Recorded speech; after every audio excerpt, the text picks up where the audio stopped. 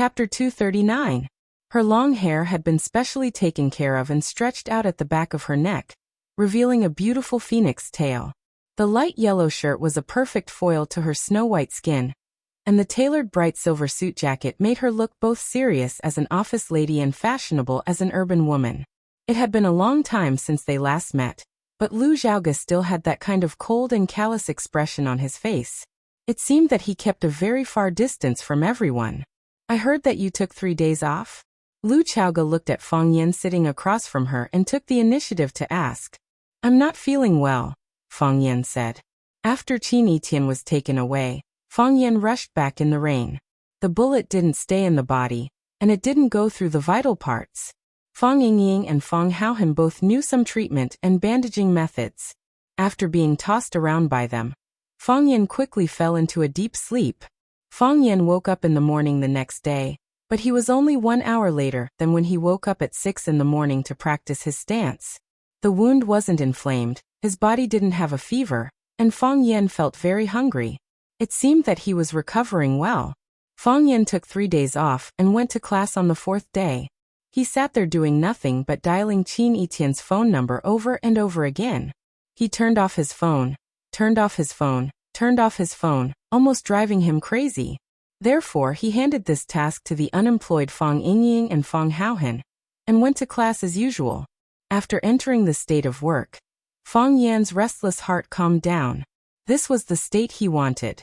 The war was imminent, and he needed to keep his body strong and his heart calm.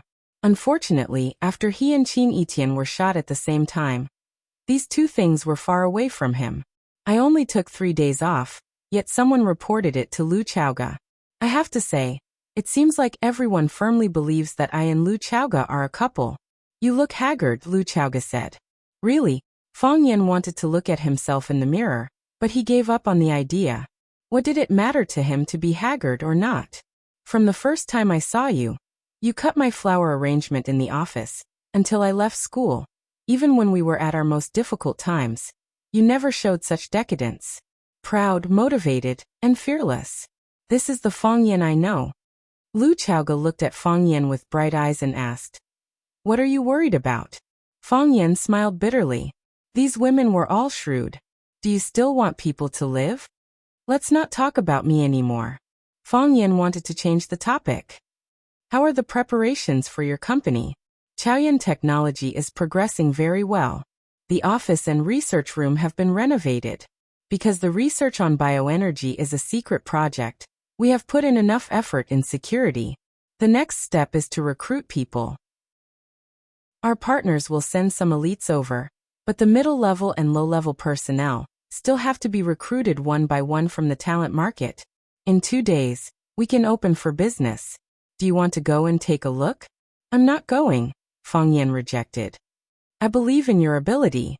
The company's matters are finished," Lu Xiaoga said. "Now can you tell me what you are worried about?" Lu Xiaoga frowned slightly and said, "If you are not happy at school, you can leave or go to Chaoyan Technology. Although those companies are still safe for the time being, the temptation of the magic cube is too great. I believe they won't give up. They also need you there." Seeing that Fang Yan didn't respond, Lu Xiaoga explained, "I didn't come here to ask you to go to Chaoyan for help. I know what your choice is. I just want to tell you, if you don't like it, you don't have to do it. Even if you lock yourself in this yard every day to practice, I think it's a very good choice." Fang Yan looked at Lu Xiaoga thoughtfully and said, "Why do you care about me so much?" "Because." Lu Xiaoga picked up the tea that Fang Yingying brought on the table, avoided Fang Yan's eyes and said, "Auntie said that in this world, you are the only person who really cares about us. I think so too." "Your auntie is a very great woman," Fang Yan said. "Under such a harsh environment, she used her entire life to make a bet. In the end, she won the bet. That's because of you. If it weren't for you, the biggest variable, I would have died long ago, and Auntie would have lost the bet." Fang Yan shook his head. It was really not easy for this woman to survive such a serious injury. After 2 lessons, he wanted to drink a sip of water, but Fang Yingying and Fang Haohan hid in the room and didn't come out, so he had to stand up and pour himself a cup of water. As soon as he got up, Lu Chaoga had already taken the teacup and tea leaves to help him make a cup of tea. The teacup was Lu Chaoga's, and the tea leaves were also Lu Chaoga's. She was more familiar with this house than Fang Yan. "Thank you," Fang Yan said. He felt a little embarrassed. After all, Lu Chaoga was a guest from afar. "If it's not convenient to say, I won't force you," Lu Chaoga said. "Grandma called me and asked me to go to her house for dinner." Fang Yan had a headache and said, "You are so busy with work, how can Grandma bother you? You can refuse directly." "I accept," Lu Chaoga said. "To be honest, I was very happy to receive a call from Grandma." Grandma was very dissatisfied with Fang Yan. She ignored the big and small bags of gifts in his hands, and directly lost her temper at him. She said, "I don't understand. Isn't it just being a class teacher? You are so busy that you don't even have time to go to Grandma's house for a meal. Fortunately, we live in the same yard. If you still live in Yanjing, I'm afraid I won't be able to see you for the rest of my life." "It's my fault, my fault." Fang Yan apologized again and again. There were some things that were not convenient for him to say, and the reasons that were convenient to say were difficult to convince Grandma. He simply bowed his head and apologized to appease Grandma's anger. Because except for your closest relatives, no one would care where you ate, and how long you didn't come back for dinner. Lu Chaoga also spoke up for Fang Yan and explained, "It's my fault. My company has just been established, and I need Fang Yan's help with many things." Grandma said in a hurry, "It's not your fault, it's not your fault. It's only right that Fang Yan goes to help. If he doesn't, who will? I'm just afraid that he's so clumsy that he can't do anything right." Ugh. Fang Yan felt as if his wound, which had yet to heal, had been ruthlessly poked again. She was his own grandma. Lu Chaoga couldn't help but laugh at her grandma's amusing remark. "Fang Yan is quite capable." So what? Luckily, he's only a class teacher. If he becomes the principal, I won't be able to see my grandson for years to come. Chaoga, you can't learn from him. Let Fang Yan do everything for you. And you need to take good care of yourself. Come to my place for dinner when you're free, and I'll make soup for you. Oh, I noticed that you liked fish last time, so I made some different kinds today. Here, try them. Fang Yan, go upstairs and tell your grandpa to come down for dinner." Fang Yan sighed softly in his heart as he watched his grandmother pull Lu Zhaoga's hand affectionately into the house for dinner. It seemed that his grandma, like all the other teachers at school, had misunderstood his relationship with Lu Chaoga. It was time to have a talk with him. Whoosh, whoosh, whoosh, whoosh. Qianya Hao used to make a whooshing sound when he attacked, but now it was a whooshing sound. His father had told him that he could start learning sword techniques when his attacks were silent. The true North Star one-blade flow sword technique had been improved upon and developed by his father. What Qianya Hao needed to do was to perfect his father's improved sword techniques, find his own unique sword techniques, and develop them again. Qianya Hao would inherit the honor of the light of the North Star. He was grateful to his father for bringing him to Wuxia. Stepping on this fertile land and feeling Fang Yan's existence at such a close distance, he was filled with passion and inspiration. His only hope, was that he did not die under his father's sword when his sword Dao reached great accomplishment. Qianya Hao stood under the osmanthus tree in the courtyard. The osmanthus flowers had bloomed, but the leaves on the tree were still green. "Not in good condition?" Qianya Hao said with a smile. "If it's because the battle is approaching, such an opponent won't be able to withstand a single blow." Qianya Hao stood behind her father and held his favorite teapot. She said, "Father, if that's the case, can we postpone the date of the battle? Just as you said, an opponent who isn't in his best condition can't be my father's opponent. If teacher Fang Yan was given more time, he might have performed better." "No. If we postpone the battle this time, he'll think he's lucky," Qianya Hao said. "The people of Wuxia often say that the first spurt of energy will weaken, and the third will be exhausted. I need him to perform his best under high pressure. Only then will I be interested in fighting him." "Father, will you kill Fang Yan Hao?" Qianya Hao asked worriedly. Qianya Hao glanced at his daughter and said with a smile, "It's late. Go back to sleep." He took the teapot from Qianya Hao and walked past Qianya Hao. who was still stabbing his sword with all his might. He said, "Entertain my guest." Hearing that, Qinya Haowu immediately followed his father outside with his sword in hand. In the long and narrow alley, a black figure stood tall and straight. Seeing two figures, one tall and one short, walking toward him from afar, his eyes turned cold, and he tightened his grip on his sword. Qinya Haowu stopped and looked at the black shadow. He asked in a deep voice, "Do you want to challenge him?" Chapter 240. His eyes were sharp, his expression was cold, and he was wearing a black shirt. His head was slightly lowered. He didn't look at Chiba Baryoku, but at the ground under his feet. He was holding a simple and unadorned long sword in his hand, looking like a peerless master. You could think of him as a young version of Yi Guqing or a black-clothed version of Shimen Chuexiu. That is, if you ignored his round figure. "Yes, I want to challenge you," Fang Yingying said proudly. "Raise your head," Chiba Baryoku said. "What's wrong with this challenger? You always have your head down. You have to let people see what you look like and see if you're worthy of my sword." "No," Fang Yingying said with a tough attitude. If he said no, he wouldn't. There was no room for discussion. "Why is that?" Chiba Shinobu's curiosity was piqued. Could it be that this was a new fighting method that had just become popular in Wuxia? Chiba Baryoku had such a good habit. He was knowledgeable and greedy for novelty. No matter what kind of fighting method or skill it was, he was willing to appreciate it. Discard the dregs and take the essence. In the end, he took those things for himself. He gathered the strengths of hundreds of schools and achieved the glory of the god of swords. No reason. Just think of it as my neck sprained, Fang Yingying said. He didn't want to raise his head, because he heard from Junior Martial Uncle that when he saw Chiba Baryoku, he had a feeling that he couldn't make a move. Since even Junior Martial Uncle couldn't make a move when he saw this old monster, he couldn't make a move. Fang Yingying thought hard and finally found a way to deal with Chiba Baryoku. "I won't look at you. I won't even look at you.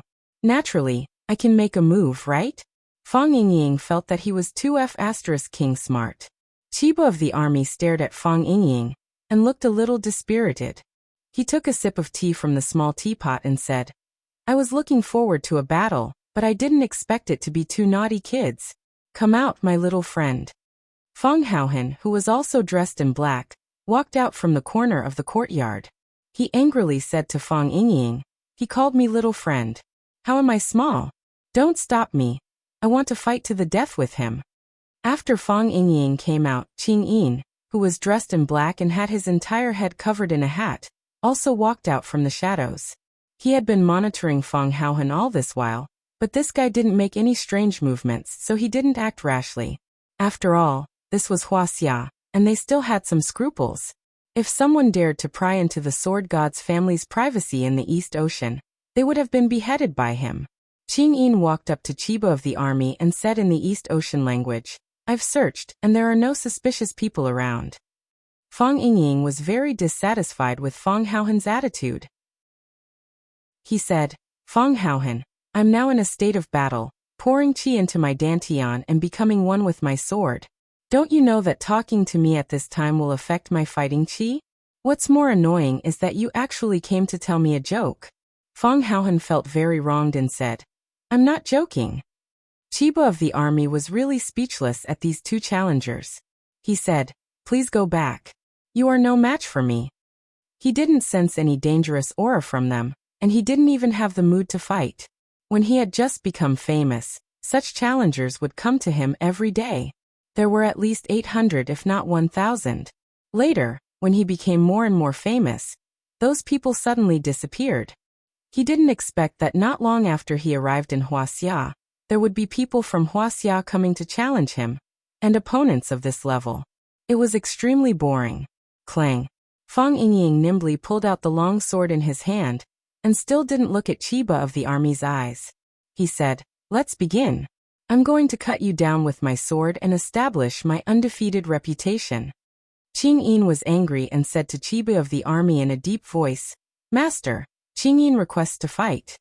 "Forget it," Chiba of the army said. He knew Qing Yin's way of doing things. If he allowed him to fight, he was afraid that neither of these two kids would go back.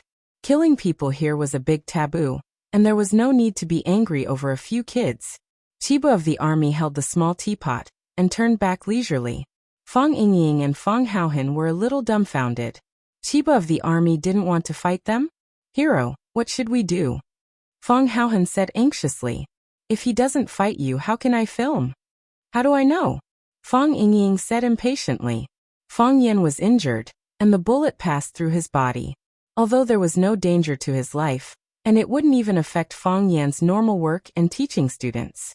However, Fang Yingying and Fang Haohan, who were both from martial arts families, understood that this was a very fatal thing for a duelist who was about to fight with a master.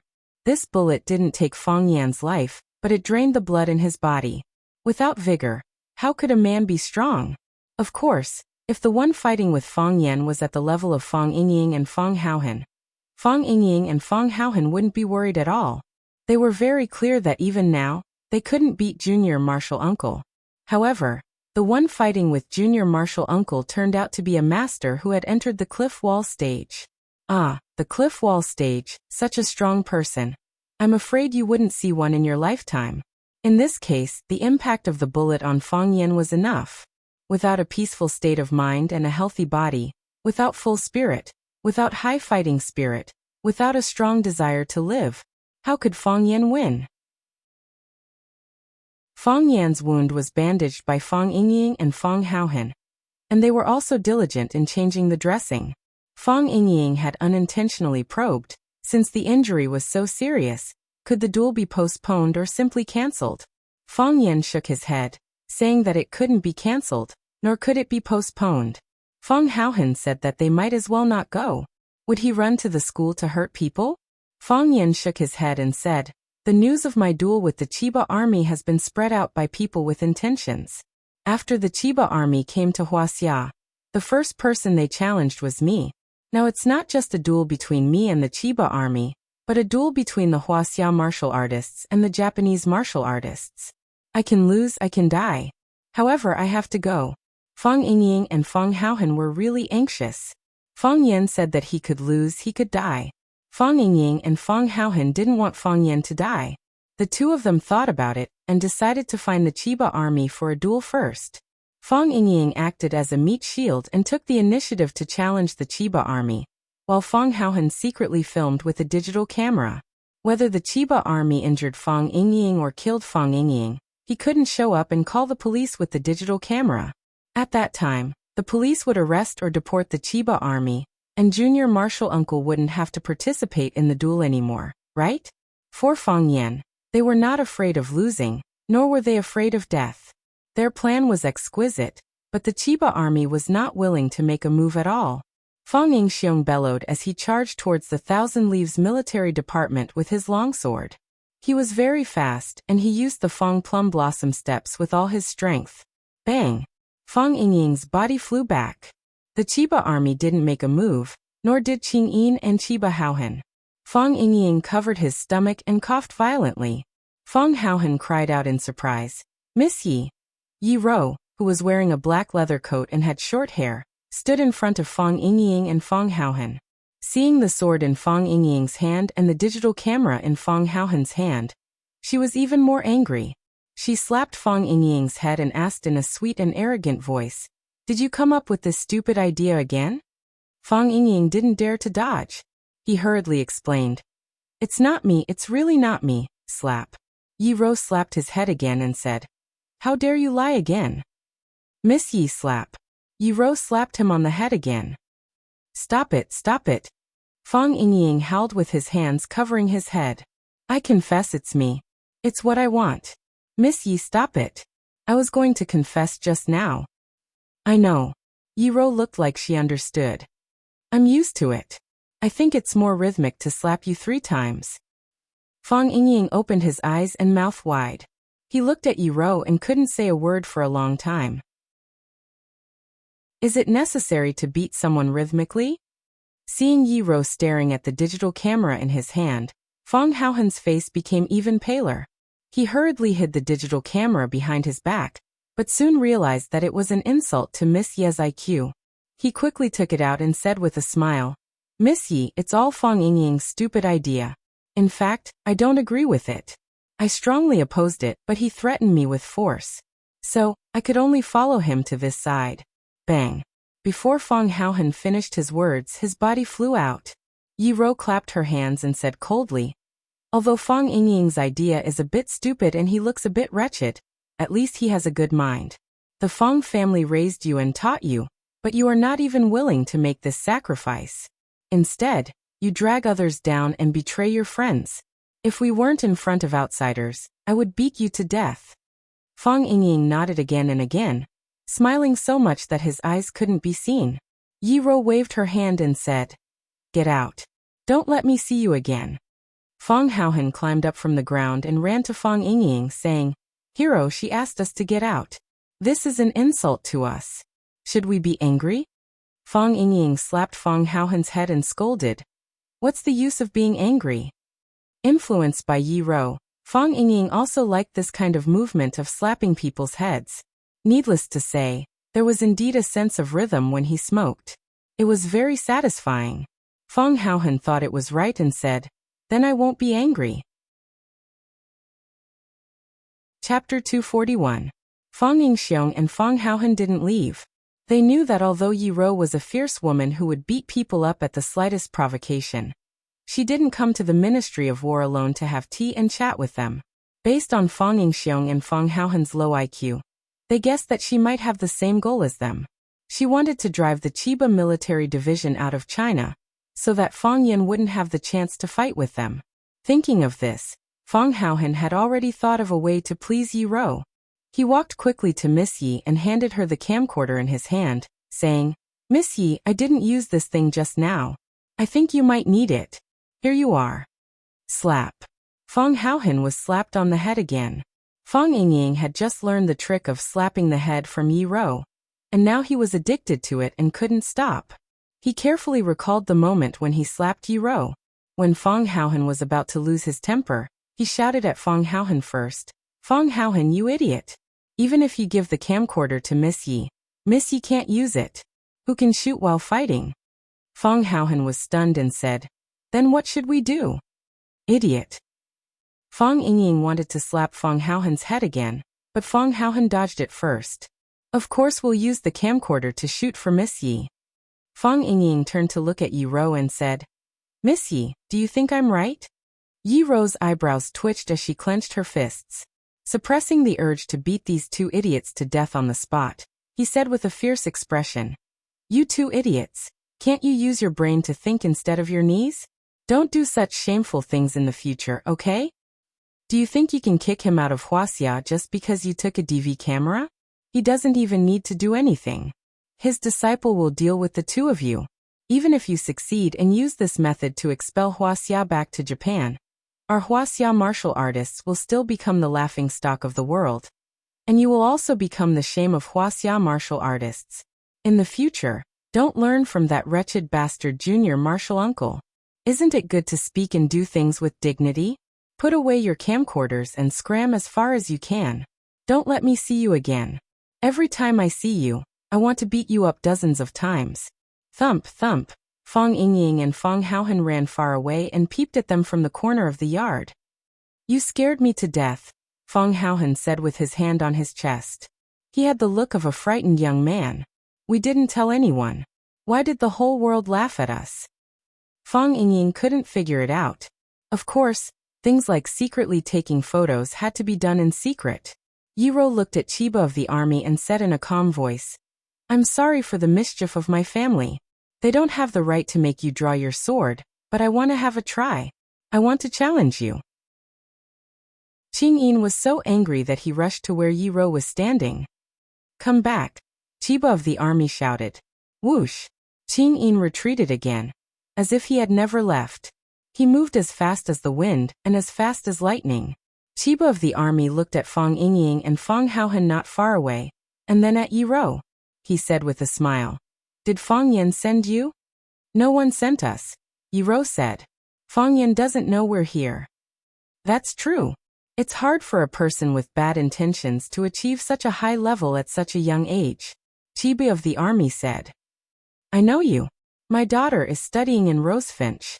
When she came back, She said that a beautiful woman beat up Fang Yan in front of many students. That woman is you, right? It's me, Yi Rou said. Chiba of the army shook his head slightly and said, You want to hurt my body and heart of the sword so that Fang Yan can have an advantage in the battle with me? Yi Rou was a little unhappy. Does this old guy want to fight? If he wants to fight, then fight. Why is he talking so much nonsense? I'm here because you're a brilliant opponent, Yi Rou said. We, the warriors of Wuxia, are not afraid of challenges and are willing to take the initiative to challenge stronger enemies. You want Fang Yan to practice swordsmanship for you. And I also want to defeat you to forge an undefeatable heart of the sword. I like this answer better, Chiba of the army said. Adversity produces talents, and desperation produces masters. If you're all here for Fang Yan, you don't have to. Without experiencing blood and fire, how can you have supreme cultivation and set foot on the path to the heavens? Sword, Yi Rou shouted. Whoosh. Fang Yingying threw the sword hard, and Yi Rou caught the sword in his hand. Clang. Yi Rou quickly drew the sword, looked at Chiba of the army and said, I'll take it as a yes. Before she finished her words, she had already rushed toward Chiba of the army with the sword. Chiba of the army was excited. He liked to watch his father fight with others at such a close distance. He preferred to see his father effortlessly defeat his opponent. It was a feeling that everything was under his control. He was at ease, as though there was nothing in the world he couldn't do.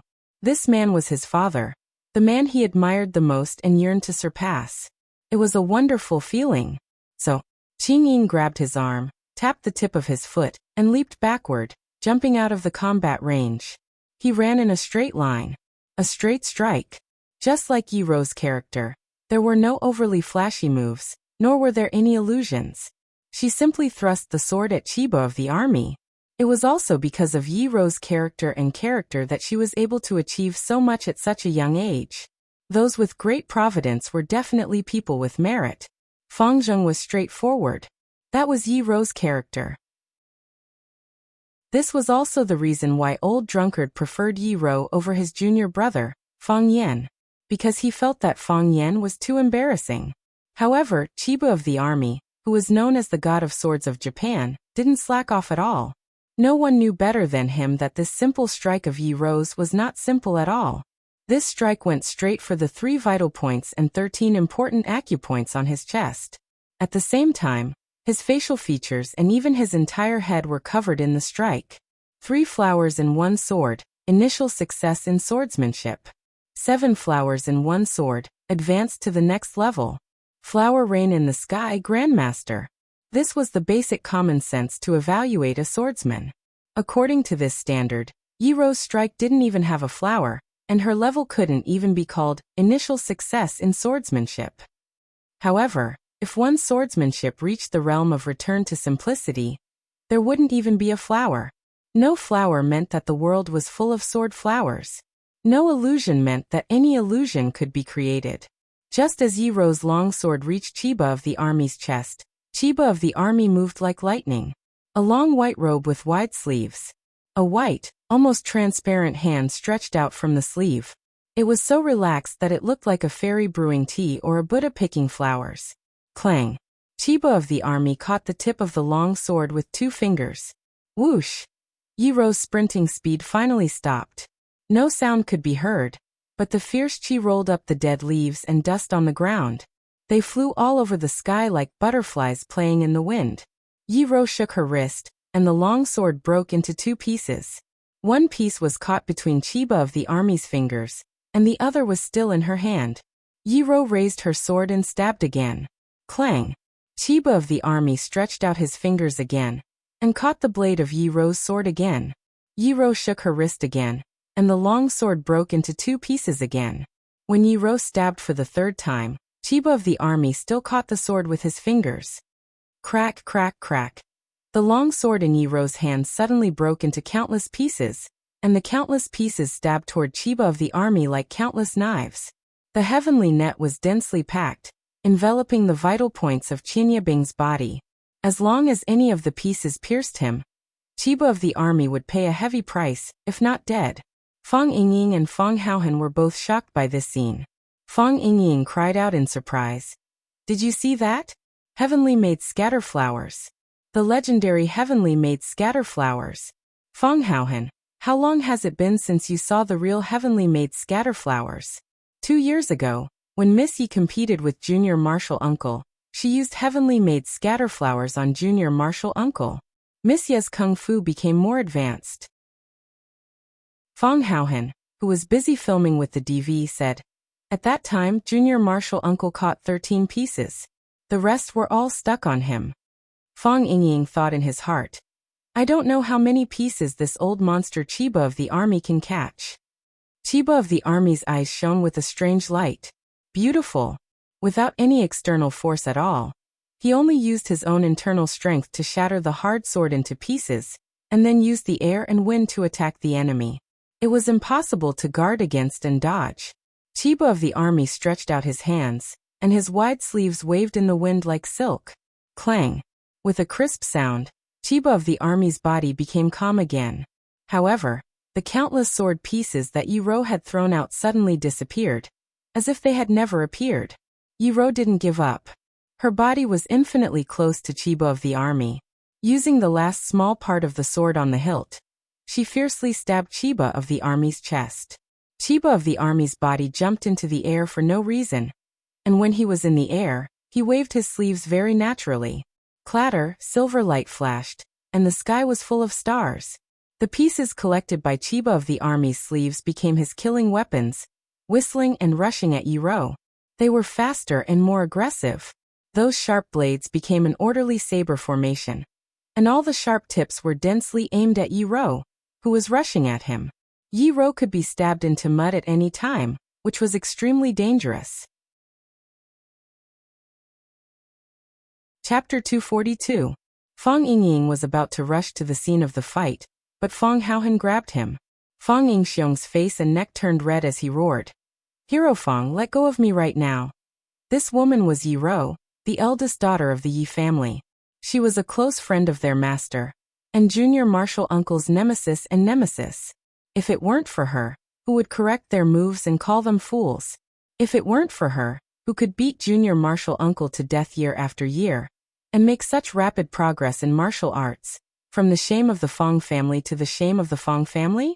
Nothing could happen to her. Nothing could happen to her. If something happened to Yi-Ro, they couldn't explain to their master, Junior Martial Uncle, or the elders of the Yi and Fong families. They were men and they had to stand in front of this woman. This was the responsibility that Guanyin Bodhisattva Gautama Buddha gave him. You can't save her. Fong Haohan grabbed Fong Yingying's arm and wouldn't let go. Of course I know I can't save her. Fong Yingying yelled. I'm strong enough to block the sword.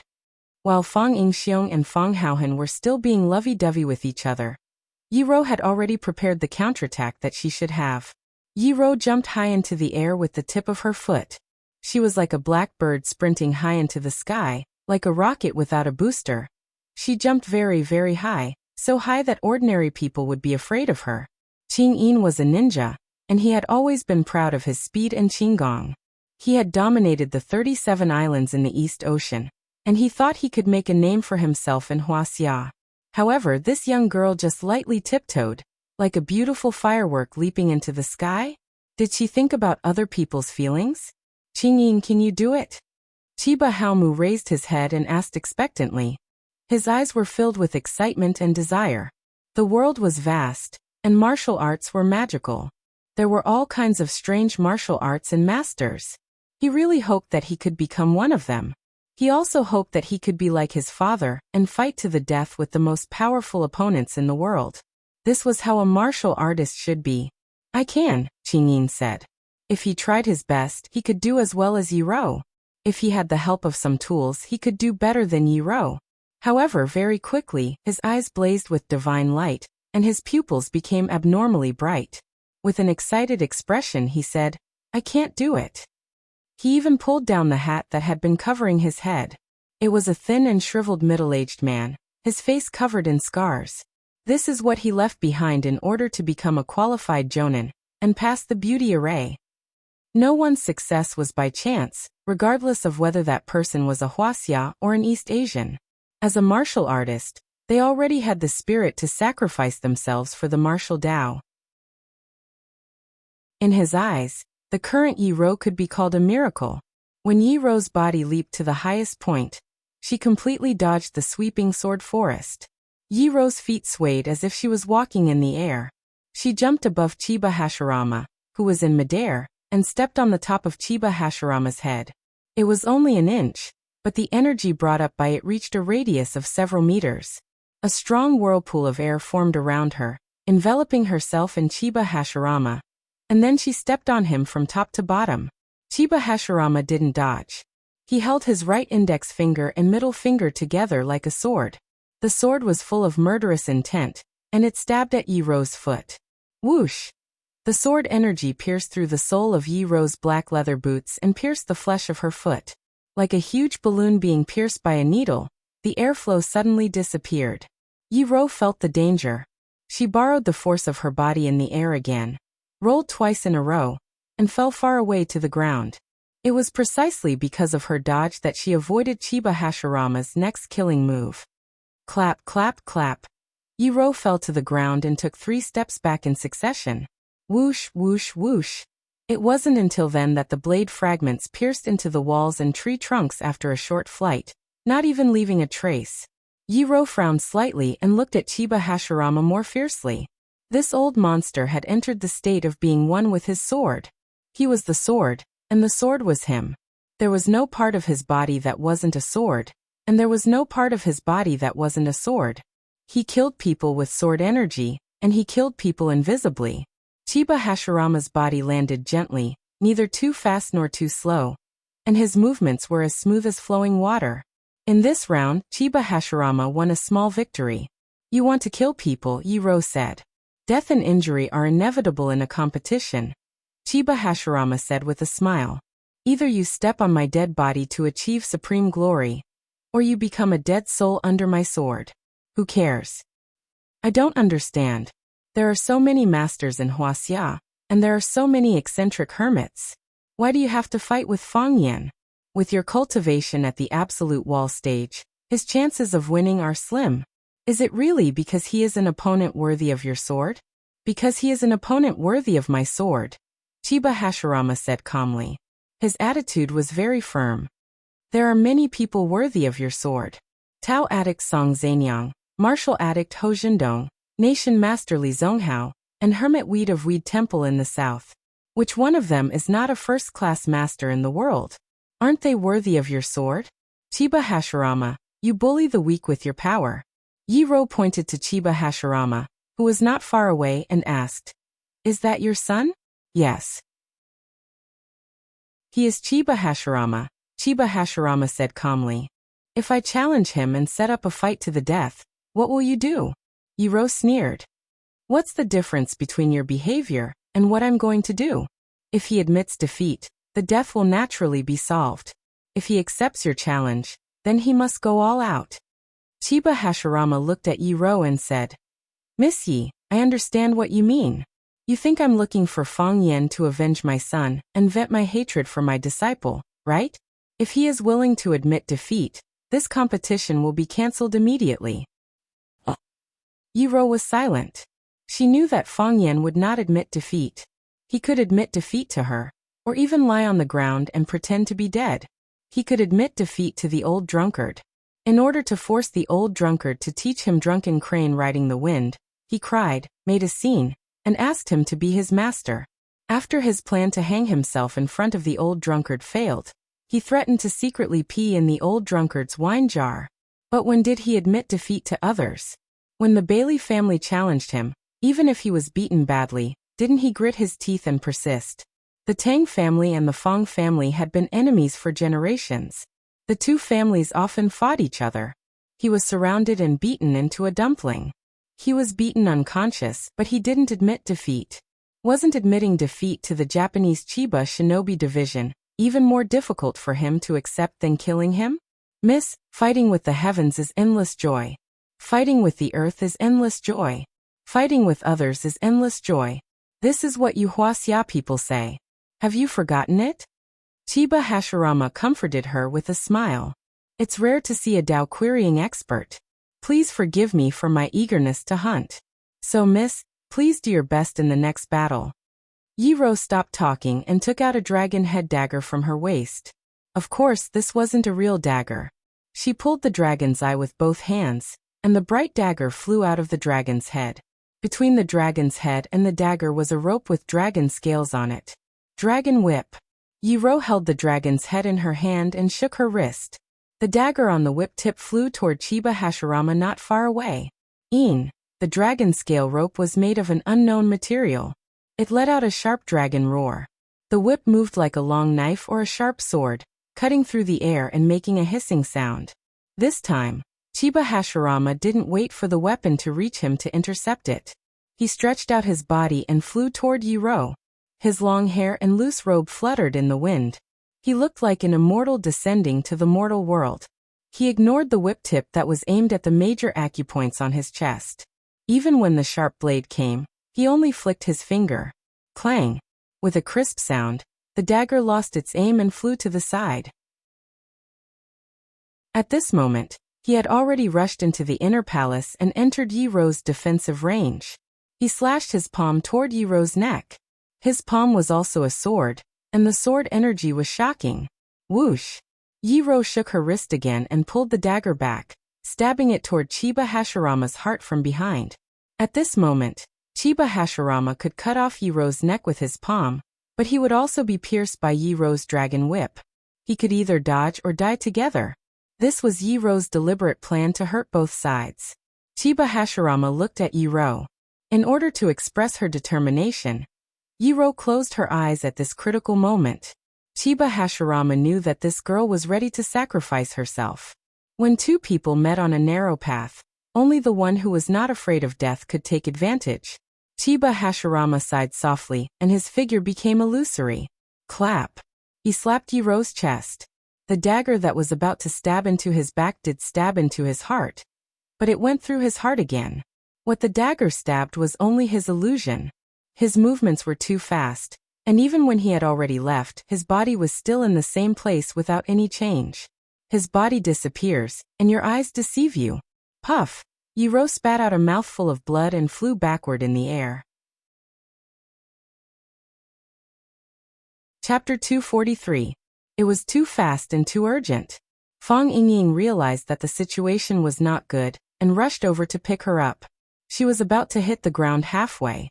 Whether it was Qianye of the Ministry of Arms or Yi-Ro, their full speed was not something that ordinary people could catch up with. Fang Yingying wasn't weak, but he was still several levels below them. This had nothing to do with hard work, but talent. Some people were born to be martial arts geniuses. Bang! A black figure rushed over from behind Fang Yingying, stepped on his shoulder, and leaped over his head. He jumped up high and caught Yi-Ro's body, who had lost control of her body, and held her in his arms. A cool breeze blew, and the moonlight shone leisurely. Yi-Ro opened her eyes and saw Fang Yan's worried eyes. Her beautiful eyes were instantly filled with anger, and she said angrily, "Why are you here?" "Why are you here?" Fang Yan asked with a smile. "I'm here to challenge the Thousand Leaves Military Department," Yiwen said. "I also want to challenge the Thousand Leaves Military Department. He's the one I want to challenge. This is my battle. What are you doing here?" Yi-Ro was furious. This feeling was too embarrassing. It was just like when he was a child and suddenly wanted to steal his cousin's makeup box to put on makeup for himself. In the end, he found a pair of eyes peeking at him from the window halfway through. She flew into a rage, and her eyes disappeared with a grin. From then on, she had the nickname Monkey King. She swore that she would beat up Fang Yan every time she saw him. "Miss, are you being reasonable?" "All right, I know you've always been unreasonable. But first come, first served, right?" Fang Yan explained patiently, "He is my opponent. Even if you want to challenge him, you'll have to be behind me. Who set the rules for queuing? I want to challenge him now. I'm willing. If you're not convinced, hit me." This woman was always like this, making it impossible for people to talk to her nicely.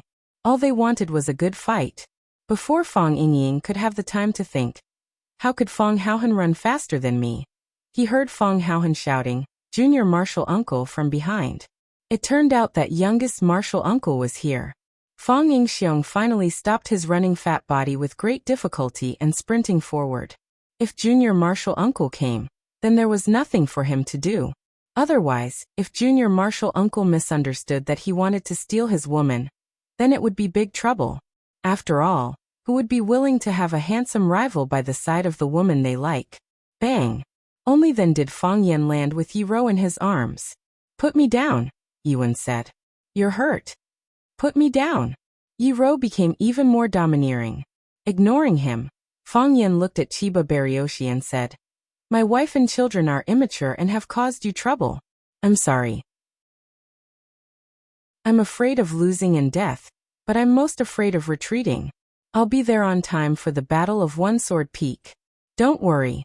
Fang Yan smiled at Chiba Baryoshi and walked back with Yi Rou in his arms. Fang Yingying and Fang Haohan looked at each other and followed him cautiously. Chiba Baryoshi stood there, looking at the backs of Fang Yan and the others with a worried expression. Chiba Baryoshi and Qingyin walked over, and Chiba Baryoshi said happily, "Father, you won again." Yes, his father won again. He had won countless times since he was old enough to understand things. He had witnessed some of the battles with his own eyes, but most of the battles had become stories and legends. His father was the sword god of Japan, a figure deified by Japanese warriors. Winning was a habit for him. So was Chiba Baryoshi. Chiba Baryoshi didn't respond. He just stood quietly in the cool breeze under the moonlight. "What are you worried about, master?" Qingyin asked. Chiba Baryoshi was still a child after all, and Qingyin was more mature and sharper. "I won and Japan lost," Chiba Baryoshi said.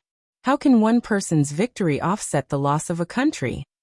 "Father, master," Chiba Baryoshi and Qingyin were confused. They didn't know why Chiba Baryoshi said that. If he won, it meant that Japan had won. Because he was the pride of Japan, one of the representatives of Japanese warriors. How could the Japanese have lost? "In Japan they call me the sword god.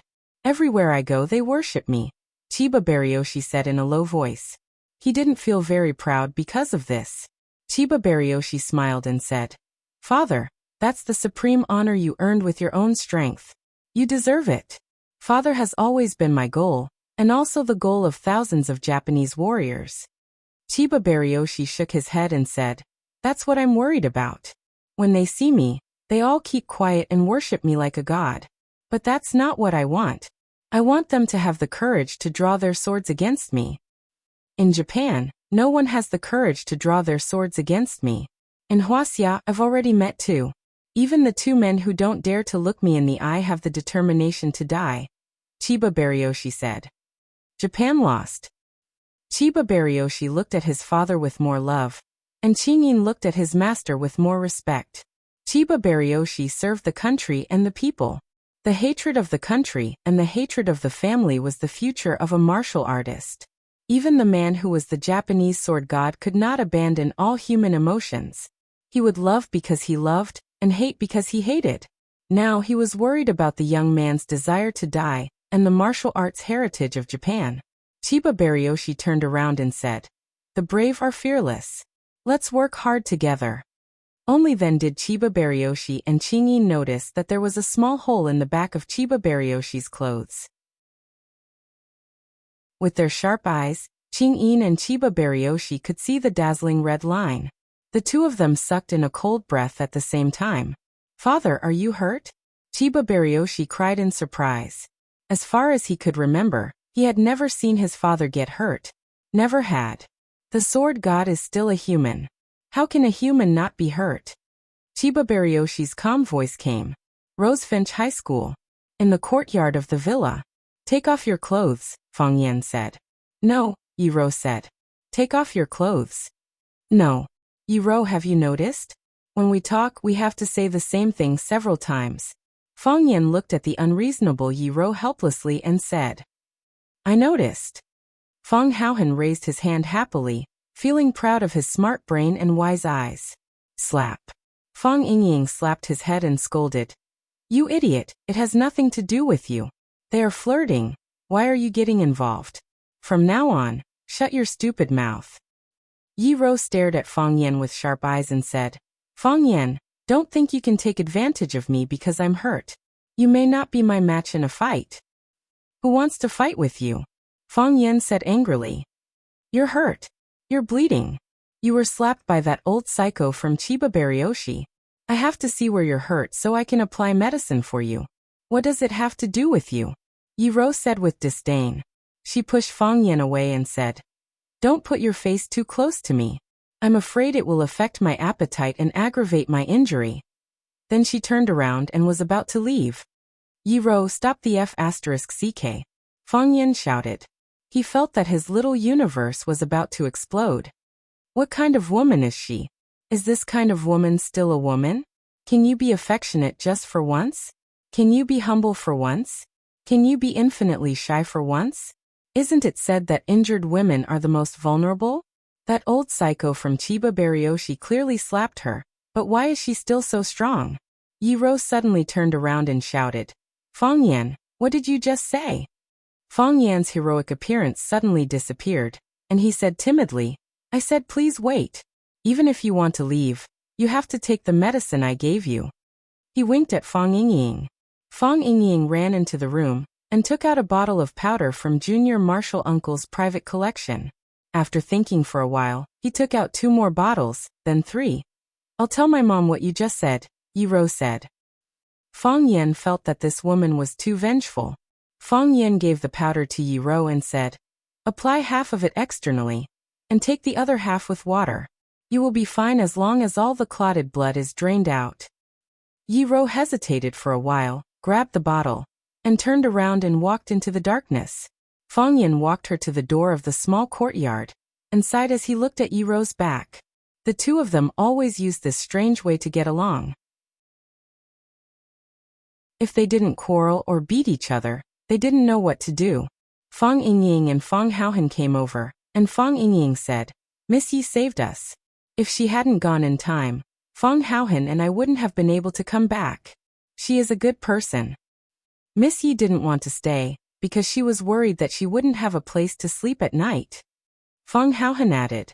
Fang Yan just remembered something, and turned around to look at Fang Yingying and Fang Haohan with a sneer. Fang Yingying and Fang Haohan were scared, and their legs were trembling. Fang Yingying said hurriedly, Junior Marshal Uncle, I think I was hurt by the sword energy today.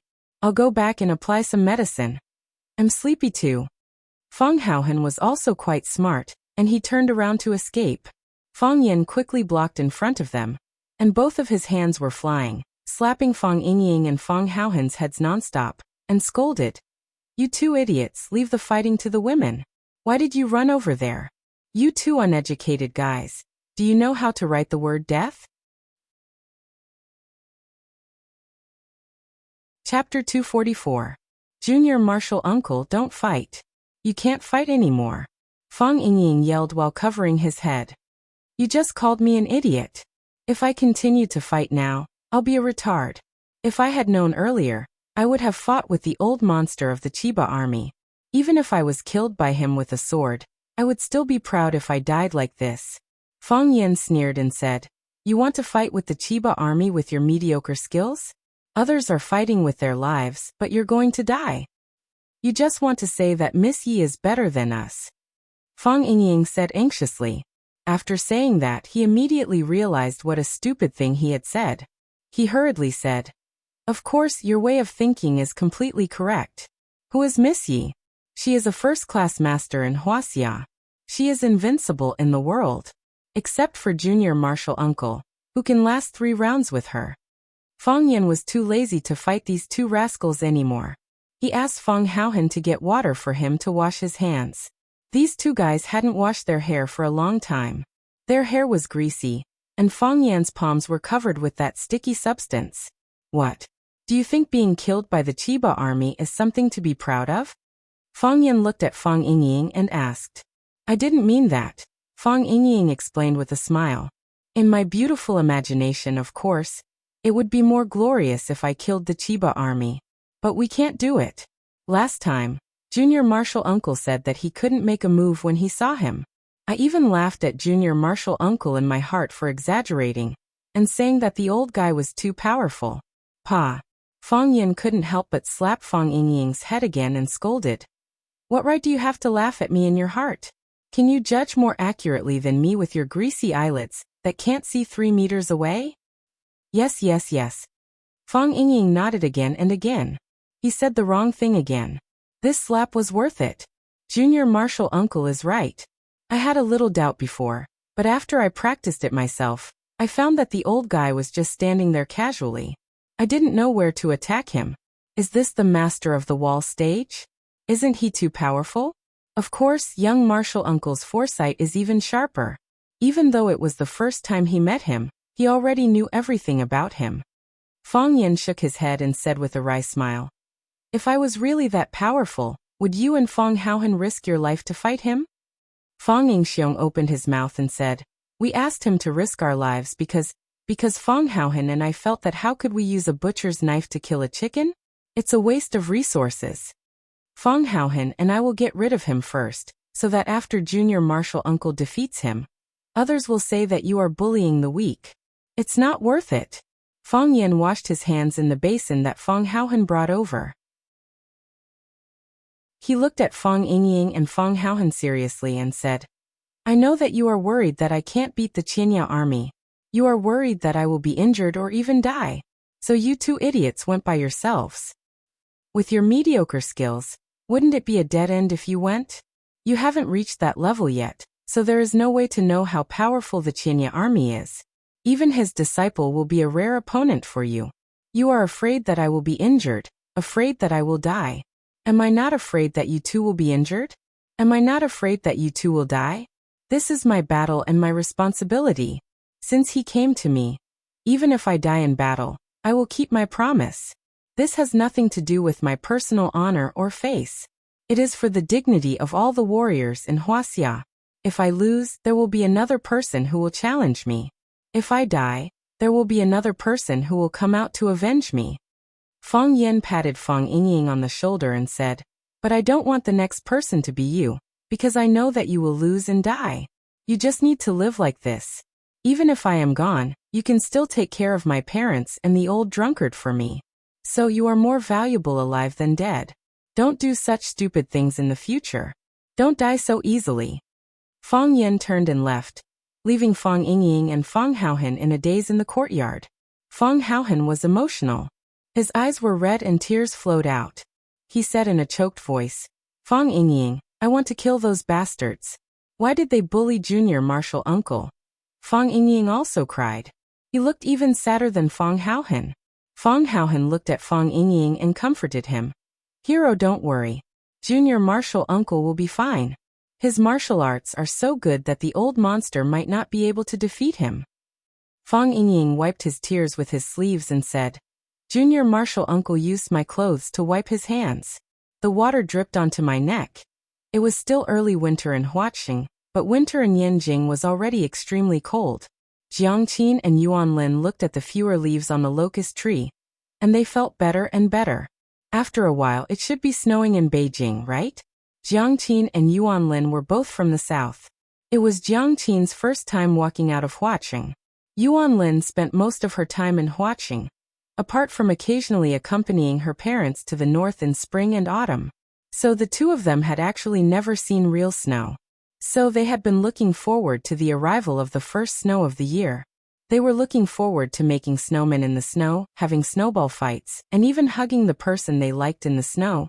Jiang Qin was wearing a white training suit, while Yuan Lin was wearing a black one.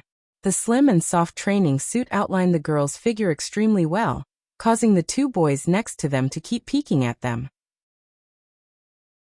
The two boys were Jiang Qin and Yuan Lin's classmates, and they could be regarded as fellow apprentices.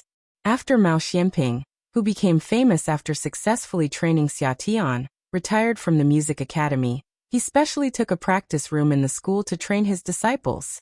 Before Xia Tian sent Jiang Qin and Yuan Lin here, there were already two guys who were one step ahead of him. The tall and thin guy was called Guo Nu, the son of the famous domestic film and television star, Guo Qingyan. He inherited the excellent genes of his parents and was very handsome. The other boy, who looked very gentle and elegant with glasses, was called Huang Yida. He usually looked very low-key, but he always had a superior arrogance. No one knew what his family background was. An old man with slicked back hair was lying on a chair with his eyes slightly closed, looking like he was about to fall asleep. Jiang Qin's body was sitting in front of a guzheng, his body slightly leaning forward, his fingers gently fiddling with the guzheng. The sound of the guzheng was clear and pleasant. Stop. Mao Xianping suddenly opened his eyes and shouted loudly. Jiang Qin quickly stopped and looked at Mr. Mao Xianping helplessly. She knew that she had played something wrong again. Mr. Mao Xianping was very strict with his apprentices, and he treated Jiang Qin and Yuan Lin equally. He did not care about their feelings when he reprimanded them. Jiang Qin, do you know where you went wrong? Mao Xianping jumped up from the chair, walked to Jiang Qin and asked. Jiang Qin thought for a moment and said, Teacher, I don't know. If you said you didn't know, the teacher would be angry. If you answered wrong, the teacher would be even angrier. Therefore, Jiang Qin chose an answer that would not make the teacher angry. What song did you play? Zen Heart of Clouds and Water. What is Zen Heart of Clouds and Water? The sound of the guzheng was like the gurgling of water, the sparse shadow of the bamboo forest, and the reflection of the spring stone. From the sound of the guzheng, we need to understand the great Buddha Dharma and great freedom. I know that you are a new student, so I don't ask you to play the great Buddha Dharma and great freedom. But tell me, where are your clouds? Where is the water? There are no clouds and no water. How can it be called Zen Heart of Clouds and Water? Jiang Qin looked ashamed and said, Mr. Mao, I'm sorry. I was too anxious. Mao Xuanping's face softened a little and he shouted, Guanu, give us a demonstration. Guanu walked to Jiang Qin and said with a smile, Mr. Mao, don't be angry. Junior sister has just come here, and it's already very good for her to achieve such a result. When I first came here, I was not as good as them. At that time, you were so angry that you hit me with a stick. Have you forgotten? Guanu looked at Jiang Qin again and said, Junior sister, don't be nervous. The teacher is strict with you because he has too high expectations for you. If it were an ordinary student, it would be very good if he could learn the skill of plucking and know the whole music score in this period of time. How dare I ask him to play a complete song? Jiang Qin was very grateful to Guanu for helping her out. She gave the chair to Guanu and said with a smile, Thank you. Guanu smiled and sat down in front of the guzheng. After adjusting the rhythm of his heart, he gently exhaled a mouthful of turbid qi, and then his fingers gently stroked the strings of the guzheng, and a beautiful tone jumped out. It had to be said that Guanu was indeed a bit talented in guzheng. The room was very quiet, and everyone was listening carefully. You could see the clouds and water, see the harmony of the clouds and water, and hear the solemn Buddha voice. At the end of the song, everyone applauded warmly. Bao Xianping pointed to Guanu and said, There are some flaws. Clouds and water flow slowly, not too fast. If you use too much force, it will not be beautiful. Guanu quickly stood up and said gratefully, Thank you for your teaching. Bao Xianping looked at Jiang Qin and asked, Do you understand? Understood. Jiang Qin nodded. Mao Xianping was very satisfied with his disciple's studious attitude and said, It's good that you understand. The ancients pay attention to having a well-thought-out plan. If you have wind and clouds in your heart, then the music you play will be able to create a storm. You are very talented, and I hope you can go further on this path. Thank you, teacher. Jiang Qin sincerely thanked him. Mao Xianping waved his hand and said, Okay, go eat. After Mao Xianping left, the students began to pack up their things and went to the bathroom to take a shower and change their clothes. When Jiang Qin and Yuan Lin changed into sweaters and down jackets and walked out, Guanu and Huang Yida were already waiting at the door. Guanu stood up and took the initiative to greet the two girls. He said, I just discussed with Ida. Although we are brothers and sisters, we haven't even had a chance to have a meal together after being together for so long. Teacher must be very sad if he knows that our relationship is so estranged. It's me and Ida who didn't do a good job. Two little sisters, how about giving me some face and having a meal together today? Chapter 245. When school reopened, it was normal for new classmates to gather together for a meal. When Jiang Qin and Yuan Lin had just entered middle school, Yuan Lin, the rich little girl, took 6 girls in her dormitory to eat at Pizza Hut. A meal that cost a few hundred yuan was really not a negligible amount of money for a middle school student. According to the relationship between the teacher and the teacher, the relationship between Jiang Qin, Yuan Lin, Huang Yida, and Guan Yu was closer than that of their former classmates. Because the 4 of them were disciples of teacher Mao Xianping, they were not only classmates, but also fellow apprentices. In the future, they should help and take care of each other when they entered society. One must know that in the current entertainment circle, the proportion of students who graduated from the 2 famous schools, Shangying and China Film, was extremely high. They hugged each other, and there were many small circles in the big circle.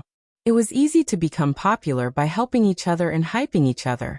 Guan Yu was the senior apprentice brother, so he naturally had the responsibility and obligation to organize the meal. Moreover, he was very good at talking, and he even brought up teacher Mao Xianping. If Jiang Qin and Yuan Lin still refused at this time, it was really unreasonable and inexplicable. Jiang Qin and Yuan Lin looked at each other, and Jiang Qin said with a smile, "Okay, this should be done. My treat. What do you want to eat, little sister?"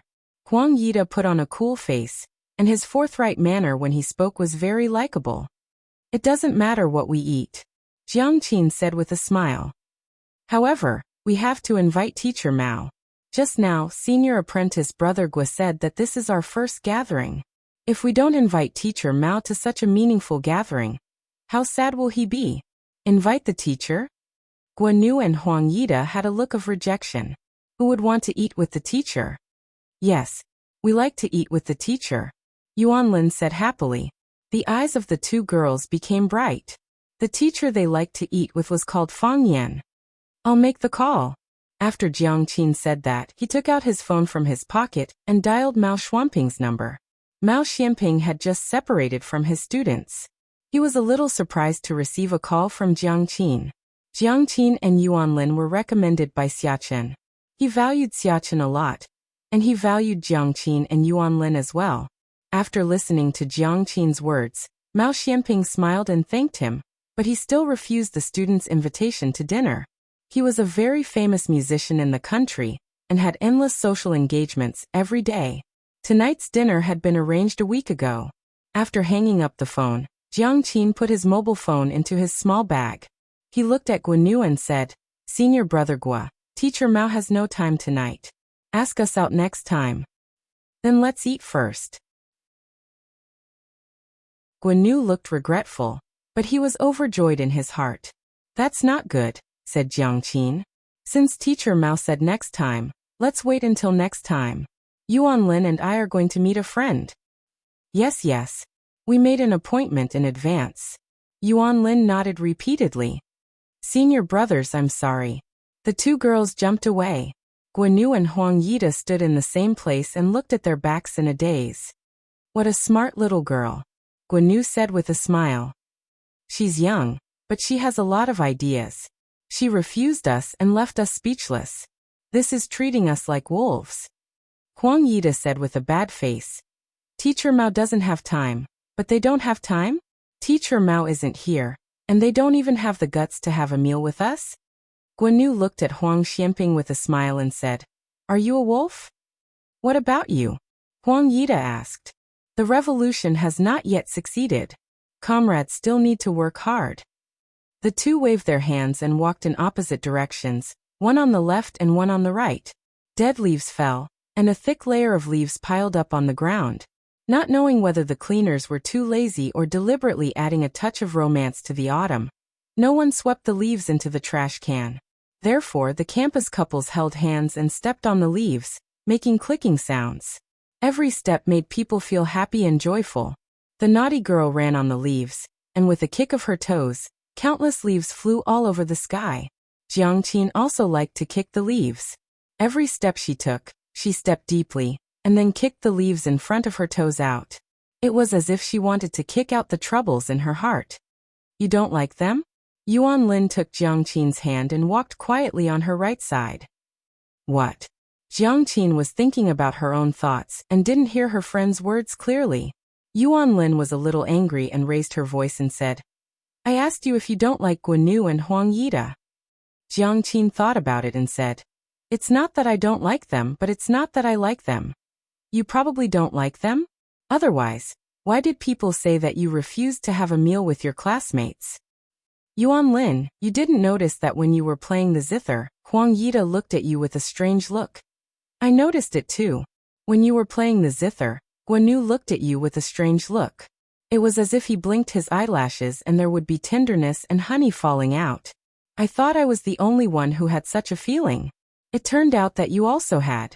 Jiang Qin looked at Yuan Lin and said, We are still young, don't think about love. Since we chose to learn classical instruments, since teacher Fang Yan and sister Xia Tian have such high expectations for us, then we must do our best and not let them down. Yuan Lin sneered and said, Teacher Fang Yan doesn't have any expectations for us. He said that if we can't hold on, we can pack up and come back at any time. It's not necessary to become a musician. But Sister Xia Tian has great expectations for us. She is still learning the zither, and she works harder than us. If the object of love is Fang Yan, you won't say that you are too young to fall in love, right? You damn girl, I'll tear your mouth. Jiang Qin angrily rushed towards Yuan Lin. The two girls played in the leaves for a while, and then walked side by side again, panting. It's strange, Jiang Qin said. When I was at school, I always felt that those boys were too naive and not as mature as teacher Fang Yan. Now that I'm here, I feel that Guanyu and Huang Yida are really boring to put on airs all day. I think so too. Yuan Lin nodded. Why do I always find them unpleasant? I want to rush up and beat them up. Alas. The two girls sighed softly. I don't know when I can see teacher Fang Wei again, Jiang Qin said. It's the first time I've left home, and it's so far away. I really miss Mom's braised pork, Dad's dumplings, and Mr. Fang. Mr. Fang said that he is from Yanjing. When the students are on holiday, he will come to see us, Yuan Lin comforted. Mr. Fang said that he should solve problems with his head in the future. You did a good job just now, Yuan Lin said. What does he use to solve problems? Fists. The two girls looked at each other and then laughed. Jiang Qin stopped talking, and Yuan Lin also became silent. Hand in hand, they walked towards the bustling streets. That way, they could show that they were not too lonely in this city. Number 3. Lu Jing, go and stop number 3. Number 28 is going to make a layup, stop him. Huang Haoran, go. In order to cultivate students' moral, intellectual, and physical development, the school often held some competitions. The current one was the Rosefinch Senior High School Inter-School Basketball Competition. This was the first round of the preliminary competition. According to the rules, the first, second, and third years would each send a team to compete for the title of the school champion. Fang Yan ran to the office to draw lots, but he drew the 9th class and the 11th class, which had the highest basketball level, together. The 11th class was a special enrollment class. What was a special enrollment class? It meant that the students had a special skill and could be admitted to Rosefinch Secondary with extra points. Some were good at drawing, some were talented in music, and some were good at calligraphy. Of course, most of them were good at sports, because during the recruitment test, if you say you can draw well, then you have to draw well. If you said you were talented in music, then you had to shout. If you said you were good at calligraphy, then you had to write a beautiful essay. However, if you said you were good at sports, as long as you were strong enough, then you had extra points. As a result, several big guys and 8-meter-tall men appeared in class 11. When they walked together, it was a beautiful scene in the school. It was a tough game. Class 9 didn't have any good basketball players to begin with, and they couldn't miss school activities either. The team of 5 was barely made up by Fang Yan. The only substitute was only able to make up the team because of his height. He said he couldn't play basketball, but Fang Yan didn't believe him. Or rather, he didn't want to believe him. He tried it on the court, and when he got nervous, he ran away with the ball in his hands. Fang Yan had to believe it. It was only the 3rd quarter, and the score was already more than 30 points. 58-12. The 9th class 21 points were almost all scored by Huang Haoran alone. He wasn't tall, and he was very short-sighted, but his 3-point shot was very beautiful. Huang Haoran got the ball again, sprinted, and jumped. Fang Yan clenched his fists. He knew that as long as Huang Haoran had a chance to get the ball, he would be able to get the 3 points. Although Fang Yan knew that they were going to lose this game, he didn't want it to end here. He could teach anything, but he would teach his students to give up. Huang Haoran, come on. The cheerleaders finally got a little bit of spirit.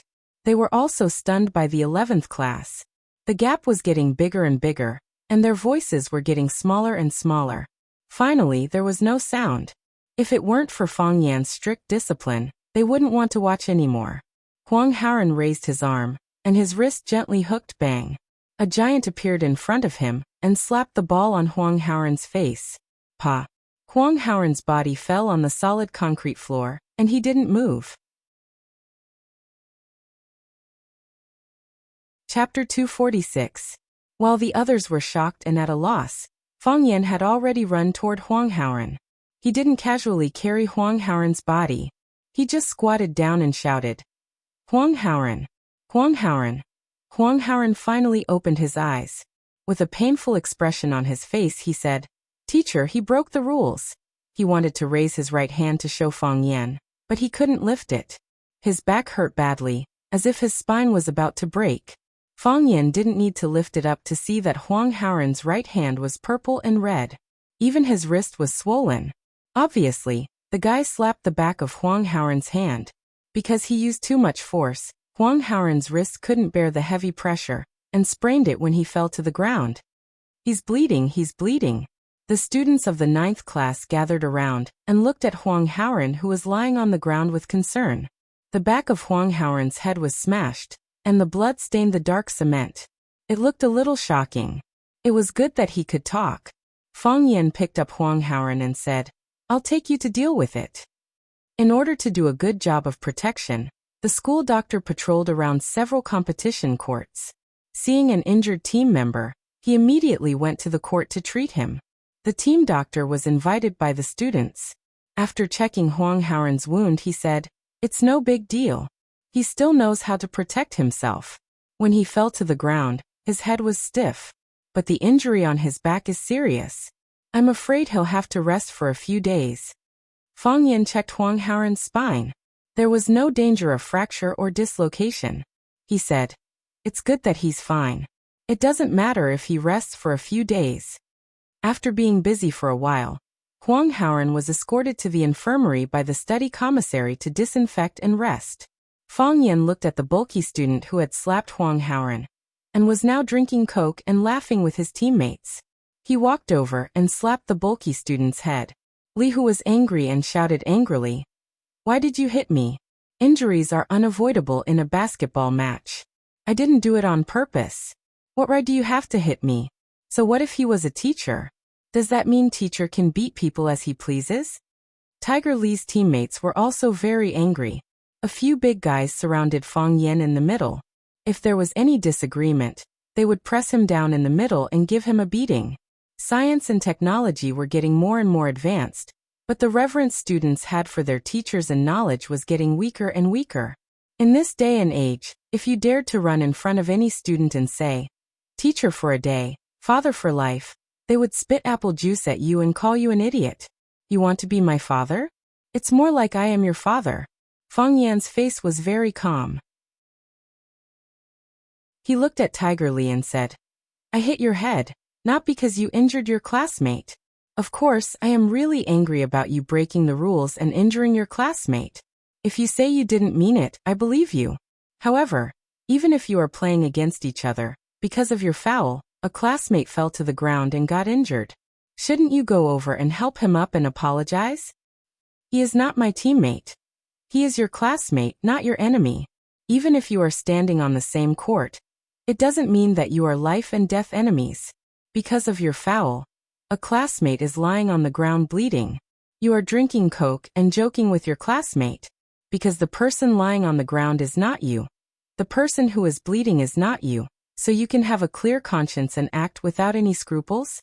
I was angry and hit you because of this reason, not because you said it was an unintentional foul that caused a student to get injured.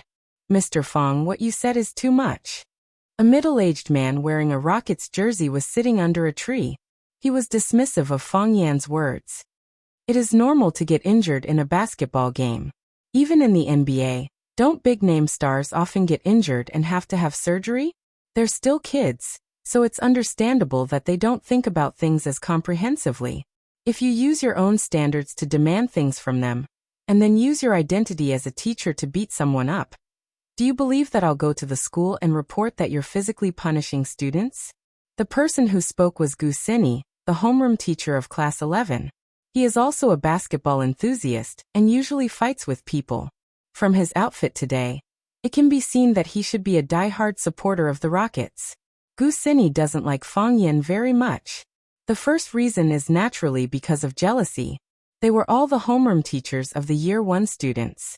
Why was it that they were unknown while the newcomer, Fang Yan, stood out from the rest and his name was known by everyone in the school? Moreover, the school leaders asked Fang Yan to give a lecture to the first-year students. This is undoubtedly a slap in the face of all the first-year teachers. In the eyes of the school leaders, he is far better than the teachers. What was even more depressing was that the total score of Class 9 was not that far behind that of Class 11. But after Fang Yan's arrival, Class 1's Chinese and literature became the first in the whole grade, even surpassing Class 1, the top class. Their scores in other subjects also improved significantly, and their overall score was ranked in the top 5 in the whole school. The school leaders said at the teachers' meeting that it is not just the number of the class that is ranked at the bottom. Look at Class 9, isn't it a good example? The faces of the homeroom teachers at the back of Class 9 darkened on the spot. It is not that they don't work hard. They also want their students to be in the top 3 in the whole grade. However, how can it be so easy? When you are working hard, others are also working hard, okay? The homeroom teachers in front of Class 9 looked even more embarrassed. What does this mean? At that time, the students were divided according to their grades. Now the students at the back of the line are in front of them. Doesn't this mean that they are incompetent? At that time, Fang Yan was also sitting at the meeting, and he could feel the murderous look in everyone's eyes.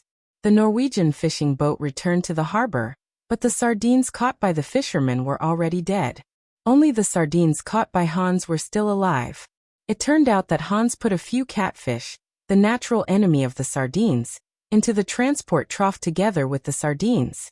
Because catfish eat meat, the sardines became nervous after being put into the trough. In order to avoid being eaten by their natural enemy, the sardines desperately swam, thus preserving their strong vitality, so they survived. If the other teachers are compared to sardines, then Fang Yan is the catfish in the fish trough. The school leaders hope that Fang Yan can stir up the competition in the school even more, and Fang Yan does not mind being such a catfish. If every teacher thinks about how to improve the academic performance of the students will benefit in the end. This is also what Fang Yan wants to see. Gu Sini hates Fang Yan more than the other teachers, because his uncle was implicated in Fang Yan's incident and was transferred. Gu Sini's uncle, Gu Yunfan, is the logistics director of Rosefinch Secondary, which is the most lucrative position in the school. This is because when Fang Yan entered the school, he assigned Fang Yan a utility room with a leaky roof. In fact, Fang Yan really did not take this matter seriously, and he has never even seen Gu Yunfan. However, after a series of power struggles and changes in ownership, Rosefinch High is now owned by the former vice principal, Lu Chaoga. After Lu Chaoga left Rosefinch, Fang Yan became Lu Chaoga's spokesperson in the school. Moreover, there are rumors that Lu Chaoga is the mysterious woman behind Fang Yan. Therefore, Gu Yunfan's position as the logistics director is not suitable.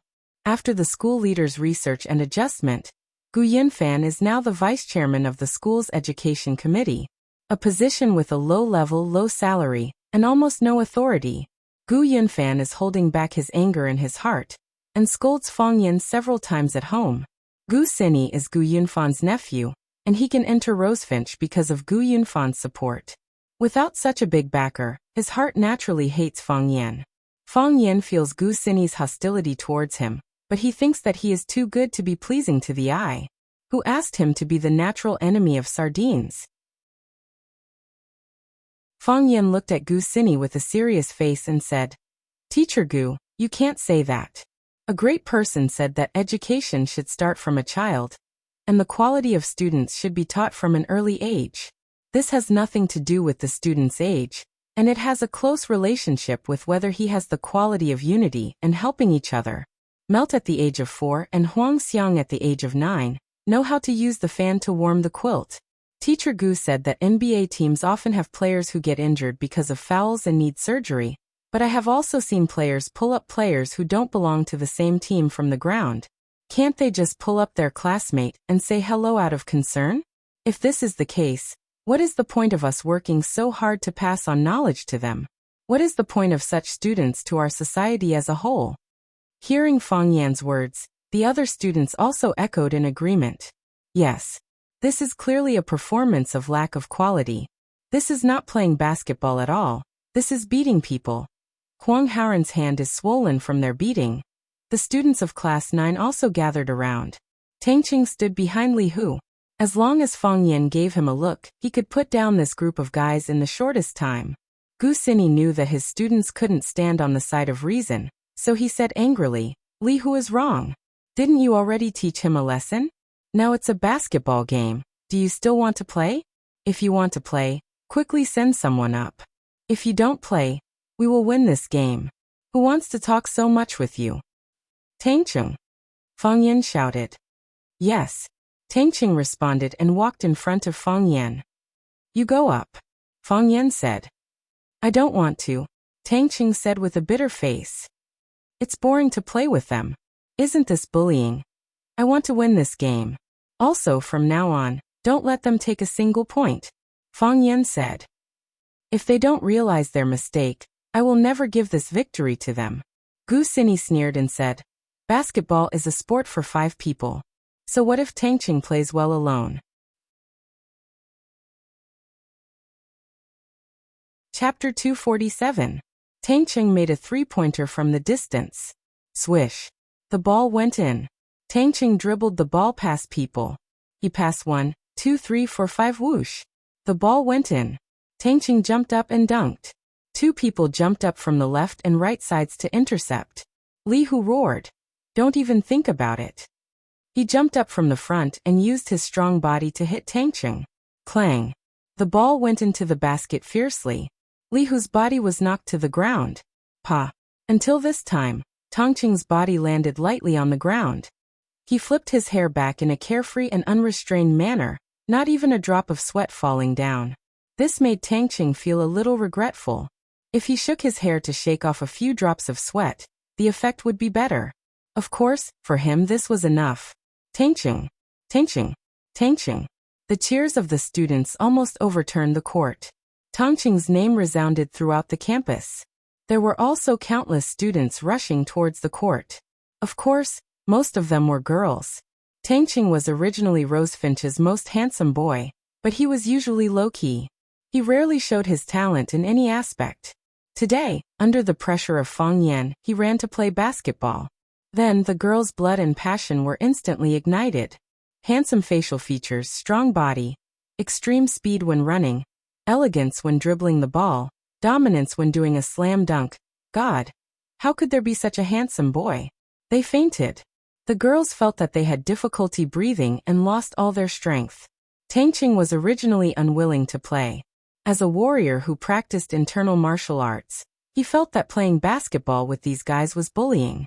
This was also the reason why he was absent from this game.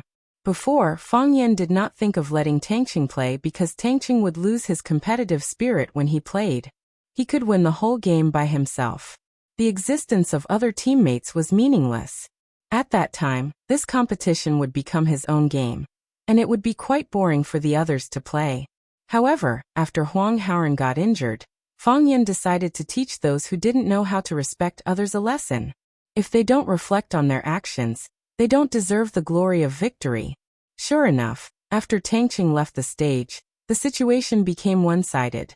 Li Hu fell to the concrete floor under the blue net.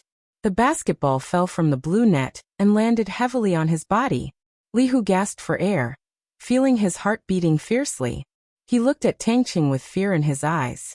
It was too terrifying. It was too terrifying. He couldn't stop him if he wanted to, couldn't catch up to him if he wanted to, couldn't jump high if he wanted to, and couldn't win if he wanted to. This was the first time he felt so powerless on the court. They were like a group of children, and Tangqing was like a giant among a group of children. Although they looked stronger and taller than Tangqing, they were not on the same level as Tangqing. Tangqing alone was enough. Tangqing did it alone. This was the thought of everyone in the stadium. When the ball was in their hands, Tangqing sprinted and the ball was in his hands. Then he ran quickly and left them in the dust. Finally, he scored successfully. When the ball was in Tangqing's hands, Tangqing ran quickly. They couldn't catch up with his speed at all, and then they watched him score successfully. In the last 5 minutes of the third quarter, Tangqing scored 39 points alone. He almost didn't waste time. He took the ball and ran, grabbed the ball to attack, didn't look at the long shot, and turned and ran after the shot. When Li Hu and the others were still staring at the trajectory of the basketball and praying that the ball wouldn't go in, he had already run to the side to defend. The only thing the Class 11 players could do was to waste more time when they were serving or dribbling the ball. They wanted to finish the third quarter as soon as possible. It was too exciting, and they felt that they couldn't bear it. Moreover, as Fang Yan said after Tangqing played, the Class 11 players didn't get a single point. Except when they were serving, they didn't even have a chance to touch the basketball. The muscles on Gu Xini's face twitched, and he roared angrily. "This is cheating. It's cheating with Kung Fu." Fang Yan sneered and said, "You don't even know what Kung Fu is and you say it's cheating? Ordinary people can't do it at all." "Yes, Kung Fu is to make ordinary people superhuman," Fang Yan said. "Strengthening the body is also Kung Fu. Improve your speed, exercise your physique, strengthen your jumping ability. As long as Tangqing doesn't foul, everything he does on the court is reasonable. If possible, I hope that every player in the Chinese football team knows Kung Fu. Then they can go out of Asia to the world and win every World Cup. At that time, will the opponents from other countries say that it's a foul just because they know Kung Fu? Unreasonable." Gu Xini left angrily. He didn't want to watch the game anymore. Fang Yan looked at the Class 9 students around Tangqing thoughtfully. It seems that it's time to let them develop morally, intellectually and physically. In the principal's office, Zhang Xiaofeng looked at Fang Yan and said, "It's just a game, the students are injured, it's not good." "It's because the students were injured. That's why I'm so angry," Fang Yan explained. "Principal Zhang, you know I'm not a stingy man. Even though Director Gu assigned me a utility room, I never held a grudge against him. I didn't expect that they would hold a grudge against me. Isn't this unfair to me? How can there be absolute fairness in this world?" Zhang Xiaofeng said with a smile. "Tell me, what do you want to do?" "I want to change the morning self-study time to sports training," Fang Yan said. Zhang Xiaofeng pondered for a moment and said, "The school has 2 PE classes every week, and there is a break every morning." "Principal Zhang, 2 PE classes a week is absolutely not enough. It doesn't improve the students' physique. Everyone should be lazy during the 20-minute break, and it's easy to be perfunctorily passed by them. What's your idea?" "I want to take them to learn Tai Chi," Fang Yan said. "Tai Chi has a good effect of strengthening the body, and the movements are gentle, neither too fast nor too slow. It won't let the students do difficult movements and cause strain. It can dredge the meridians, eliminate stress, concentrate the spirit, and improve the students' learning ability." Zhang Xiaofeng thought for a while and said, "I can't promise you, because it's too risky. Even if I'm the principal of the school, I don't have the right to change the students' learning subjects at will. However, you can try it in Class 9. If the effect is really obvious, we will report it to the leader and promote it to the whole school." "Thank you, Principal Zhang," Fang Yan said. This was the purpose of his coming. He didn't think about implementing it to the whole school at once. There was always a gradual process of doing things. After Fang Yan left, Zhang Xiaofeng sat on the chair and thought for a while. He called the secretary in and said, "Please invite the vice principals to my office to discuss the job transfer of Comrade Gu Yunfan." Gu Yunfan secretly held a grudge against Fang Yan. Gu Xini, because he didn't like Fang Yan, actually took the initiative to provoke the students of the 2 classes. This made Zhang Xiaofeng very dissatisfied. Presumably, Fang Yan also had a lot of anger in his heart. Although Fang Yan didn't put forward any suggestions on how to deal with Gu Yunfan, it seemed that nothing had happened. However, since Lu Chaoge put him in this position, he would help Fang Yan solve some unnecessary troubles. Fang Yan said that he wasn't a stingy person. However, in Zhang Xiaofeng's heart, he didn't believe Fang Yan's words. Where there are people, there is Jianghu. Where there is Jianghu, there is fighting. The school was no exception. The next day after the game, during the students' morning reading time, Fang Yan took the students to the playground to run. Fang Yan's plan was to run for 10 minutes to exercise, and then take the students to learn Tai Chi in the rest of the time. Fang Yan, who was dressed in white, took the students in white to run and practice Tai Chi, which once again became a hot topic of discussion in the school. 1 tael of gold for 1 incense. The best incense was more expensive than gold. The office was spacious but also simple. There wasn't even a desk, a chair, or even a bookcase. Most of the space was blank. However, in a copper stove in the corner of the room, spices that were more expensive than gold were burning. A graceful and beautiful young woman was lying on a chair, casually flipping through a fashion magazine. The office door was pushed open, and a woman in black walked in with her head held high. She didn't say a word and just handed over the folder that she had prepared in her hand. The young woman took the folder and glanced at it. She said indifferently, "No matter how cunning a fox is, it can't hide the stench on its body. Give the kid a copy of the folder." The woman in black was stunned and said, "They dared to make a move on Mississippi. Don't we need to directly eliminate them?" The woman closed the magazine in her hand and put it on the table in front of her. She said, "Aren't we already doing this? But he's only one person. If he can't even do this kind of thing well, what right does he have to bear my daughter's love?" The young woman asked. "Etienne has never been wronged like this before, never. If he were to take revenge, Etienne would probably be happier, right? What woman doesn't want the man she likes to kill the demon that imprisoned her?" "I understand." The woman in black responded and left with the folder. The young woman stood up and stood in front of the floor-to-ceiling window. The light was bright and beautiful, and her temperament was otherworldly. However, her eyes were bitingly cold and fierce. She was very angry. Chapter 248.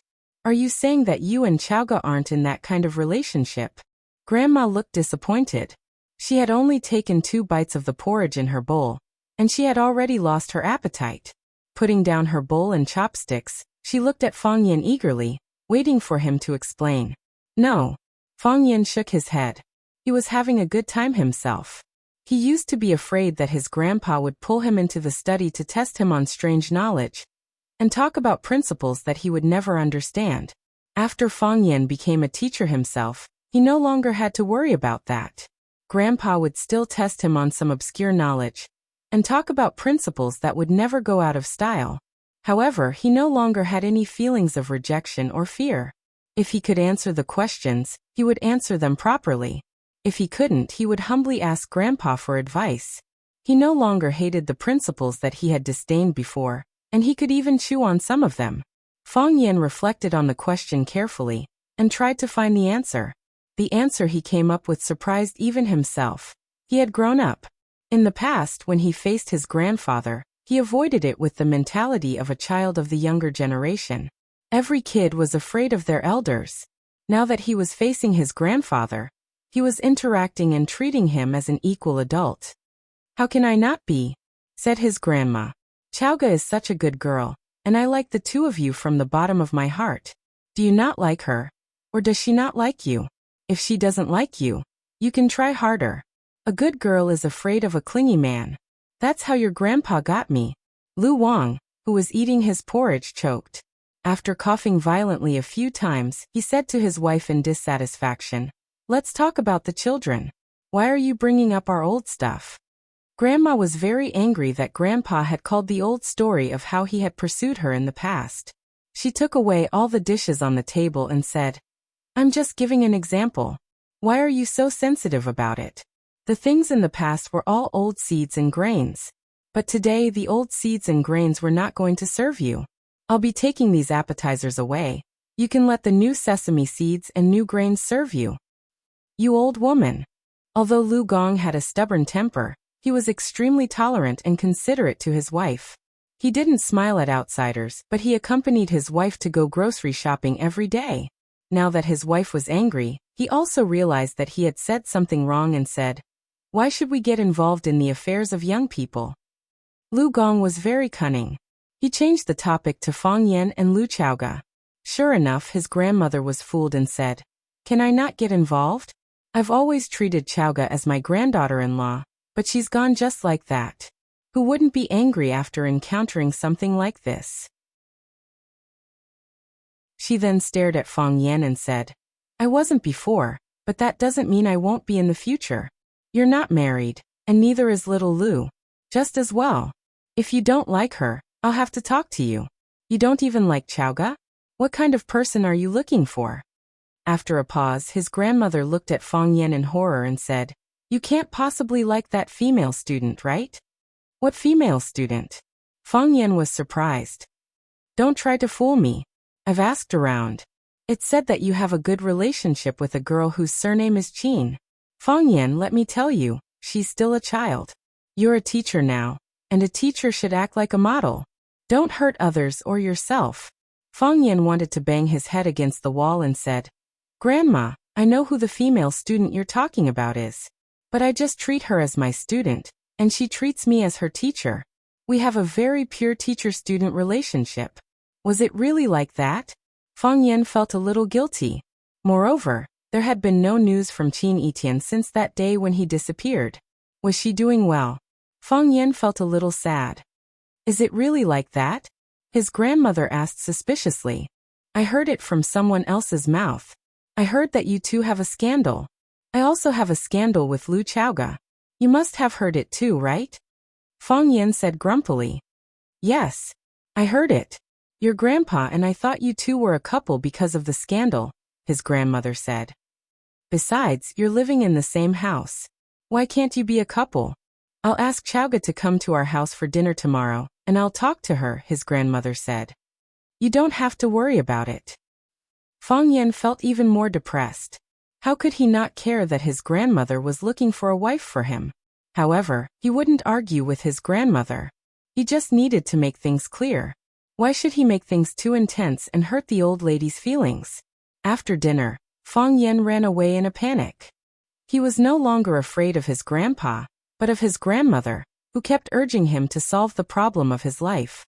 Every morning, he would take his students for a morning run, do Tai Chi, go to class on time, go to Qingfeng Tea House for tea, and go to his grandpa's house for dinner. Fang Yan's life was peaceful and comfortable. As the days went by, it was hard to notice the passage of time.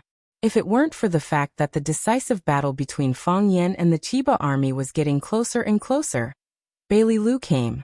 When Fang Yan came back from his grandma's house for dinner, he was standing in the yard waiting for him. Fang Yingying and Fang Haohan, the two cowards, were accompanying him. Fang Yan didn't want to ask him how he avoided the security at the school gate and accurately found the courtyard where he lived. It was not a difficult thing for people like them. He was just curious about why Bailey Lu, who had been beaten by him last time, now took the initiative to wander in front of him. Seeing Fang Yan come in, Bailey Lu grinned. His hair was cut, and his clothes were changed. He no longer looked like a savage who ran out of Shenangjia, and he didn't have the disgusting sour smell on him. He looked fresh and bright when he smiled, and he looked like a very attractive man. However, he still had those annoying big mustaches. Bailey Lu saw Fang Yan come back and said, "You're finally back." Fang Yan looked him up and down and said, "You've cut your hair and changed your clothes. I don't remember that you won against me last time. Going back on your word is not what people in Jianghu do, right? Last time, I stood on the top of the mountain and shouted at you for a long time. I asked you to go up and fight with me for 300 rounds. You didn't go up. So I won," Bailey Lu explained. "You've become shameless." Fang Yan sighed softly in his heart. How could a disciple of a famous martial arts school become such a rascal? "I learned it from you," Bailey Lu said with a proud face. After learning it, I found that being a rascal is much more relaxing and pleasant than being a good man who keeps his word. I've decided to take this kind of rascal route in the future. Fang Yan was too lazy to talk to this guy who followed him and ate his dust. He asked, "Say it. What are you doing here?" "I'm here to challenge you," Bailey Lu said. Fang Yan's eyes turned cold and he said, "Are you serious? I'm standing in front of you. How can I not be serious?" Before Bailey Lu's voice died away, he had already rushed towards Fang Yan. Since he wanted to be a rascal, he would be a rascal to the end. Attacking first without greeting was the style of a rascal. Bailey Lu did not bring his big wine pot this time, but his fists were waving vigorously. A pair of iron fists were clenched and smashed towards Fang Yan's head. One punch could probably smash Fang Yan's head into pieces. Fang Yan also took the initiative to rush towards Bailey Lu. He did not use the advantage of Tai Chi to overcome hardness with softness. Instead, he met force with force and wanted to send Bailey Lu flying with a heavy punch. Boom! Their fists collided. Bailey Lu's feet did not move, but the shoes under his feet rolled up the bluestone bricks on the ground. The bricks flew in the air, as if there was something on the ground that pushed them up with great force. Clang! Bailey Lu's back knocked down several pots of flowers and plants. Fang Yan's body trembled as he watched. This guy had to beat him up. Otherwise, he would not be able to explain to Lu Chaoga, the woman who was crazy about flowers. Bailey Lu looked at Fang Yan, who was standing in the same place and looking at him angrily. He laughed wildly and said, "That was fun. Let's do it again." As soon as his voice fell, his body rushed towards Fang Yan again. Fang Yan was not polite. His body rushed straight towards Bailey Lu. Bailey Lu's fist hit Fang Yan's chest, and Fang Yan's hook hit Bailey Lu's stomach. Although Bailey Lu had the title of Divine Fist, his strength was not as good as Fang Yan's. Bailey Lu's body retreated, and Fang Yan closed in step by step. Seeing that Bailey Lu was about to retreat to the corner of the courtyard wall, Fang Yan kicked out with lightning speed. Clang! Bailey Lu's body hit the courtyard wall firmly. Kacha! Kacha! The dust on the courtyard wall shook off, and then a large number of cracks appeared. Fang Yan's fist was still pressed on Bailey Lu's stomach, and he pushed back heavily. The courtyard wall collapsed, and a big hole appeared. Bailey Lu was actually punched out of the courtyard by Fang Yan. Dust flew, and even the plants on the wall fell. Bailey Lu fell to the ground, and the bricks and various green plants that fell later buried his body. Fang Yingying and Fang Haohan both gasped at the same time. This was a school. Was it really okay for them to fight like this? Fang Yan did not stop. He lifted the well cover in the courtyard with both hands and threw it at the stone mountain where Bailey Lu was lying. Boom! The well cover was too heavy and it crushed a lot of bricks and plants. If it was an ordinary person, his bones would have been crushed. This big well cover was on the top, which was equivalent to burying Bailey Lu alive. Chapter 249. The pile of stones was silent, as if Bailey Lu had been killed by the heavy manhole cover. However, Fang Yan was still vigilant. Even Fang Yingying and Fang Haohan did not believe that Bailey Lu had been killed by junior martial uncle just like that. They stood behind Fang Yan and looked at the movement under the pile of stones from a distance. Boom! It was earth-shattering. The patio cover on the top suddenly bounced up and flew high into the sky with the whistling sound of the wind. The bricks that covered Bailey Lu's body also flew up, entangling and hitting each other. A huge body stood up straight from the ground.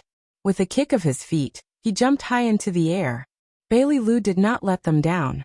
He jumped very high and grabbed the patio cover that was about to fall from the highest point. He held the patio cover with both hands and moved his feet in the air. He rushed towards Fang Yan, who was standing in the yard. He flew over the courtyard wall and held the patio cover with both hands. He rode on the clouds and rode on the mist with great momentum. The patio cover was his weapon of attack. He was going to use the cover to kill Fang Yan directly. Whoosh! The wind was howling, and the broken branches on the ground were blown up. Fallen leaves fluttered in the air like countless butterflies dancing around Fang Yan. Fang Yan stood where he was and prepared to take this attack head-on. Fang Yan, go to hell! Bailey Lu roared. He took advantage of the situation from above. He swung the patio cover and smashed it hard towards Fang Yan's head. Fang Yan punched upwards with both of his fists, and both of his fists landed on the manhole cover. Clang! Fang Yan's body became shorter for no reason. The stone slabs under his feet could not withstand the strong gravity, and were crushed into powder by him.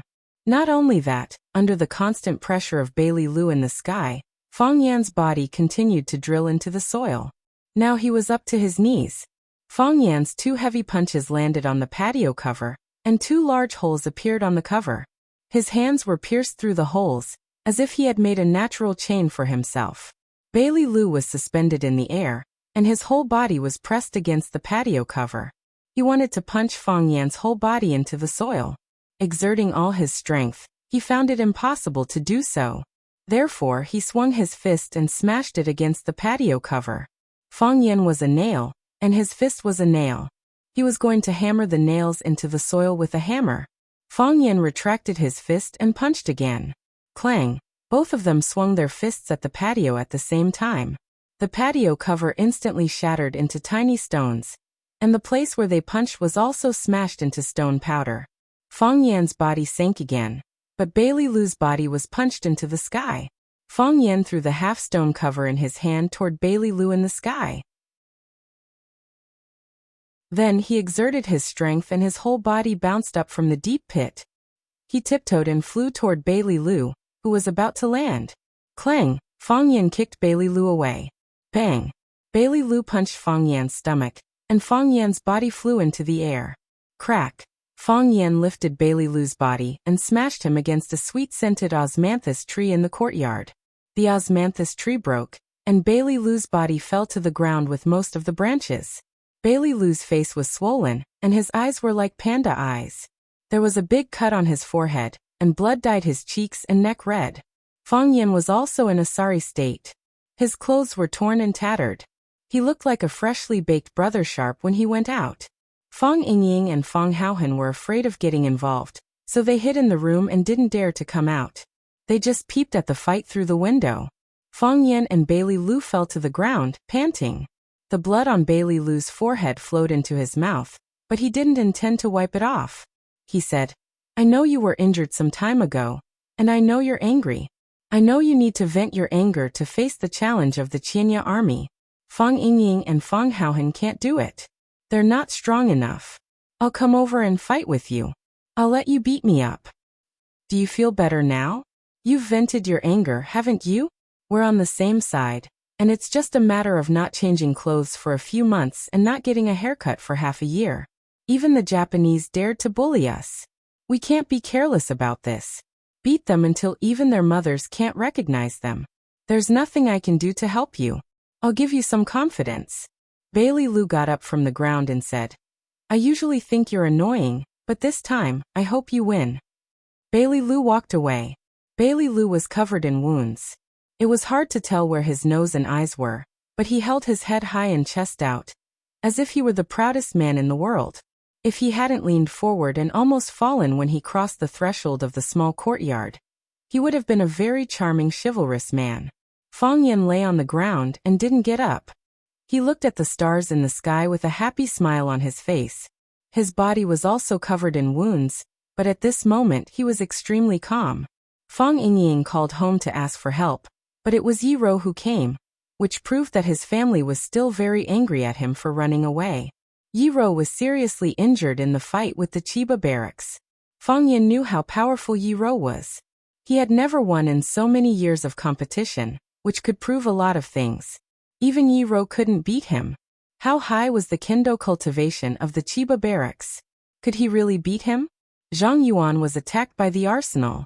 Qin Etienne's life was unknown, and he was shot and bleeding. They didn't give him any information about Qin Etienne, but they sent him a document. They wanted to kill all the people in the document by himself. Fang Yan was very tired. He was also very scared. He was afraid of losing and death. He was also afraid that he would be laughed at because he couldn't beat the Chiba barracks if he lost and died. He was such a proud man. He wanted to escape and refuse. He wanted to hug the thigh of the Chiba barracks and say, "I have a good family and will soon have children. Can we not fight?"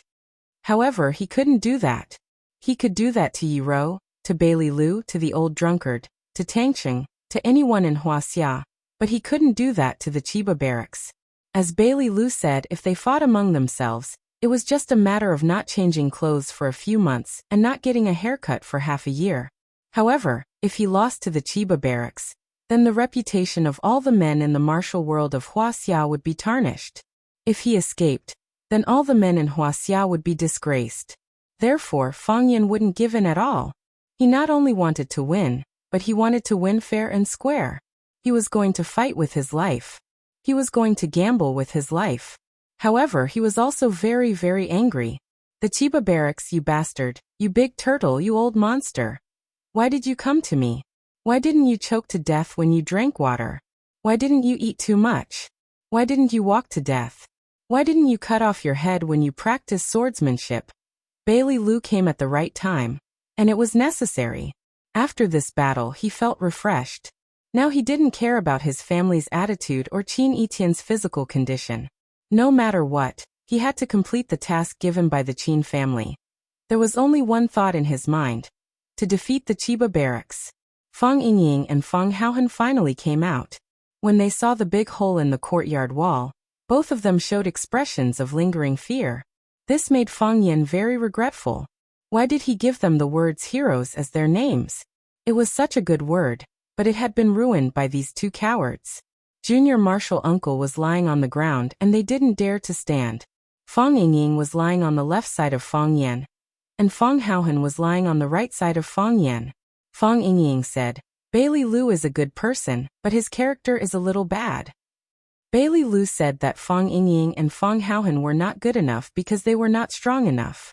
This sentence offended both Fang Yingying and Fang Haohan. They decided that they would never play with a guy like Bailey Lu, who spoke ill of others in front of others. Actually, Fang Yingxiong and I also thought of sending ourselves up to be beaten up by little Uncle Master. However, we were afraid that we wouldn't be able to appease little Uncle Master's anger after being beaten up.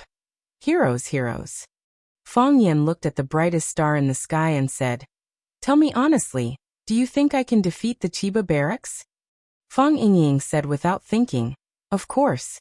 In my heart, Junior Marshal Uncle is invincible. Not to mention the Chiba barracks. Even if the father of the Chiba barracks came, he would be killed by Junior Marshal Uncle with one slap. I know. You mean that I can only beat the father of the Chiba barracks, right? Fang Yan asked. You had to listen to the words of Fang Yingying and Fang Haohan skillfully. Otherwise, you wouldn't understand what they meant at all.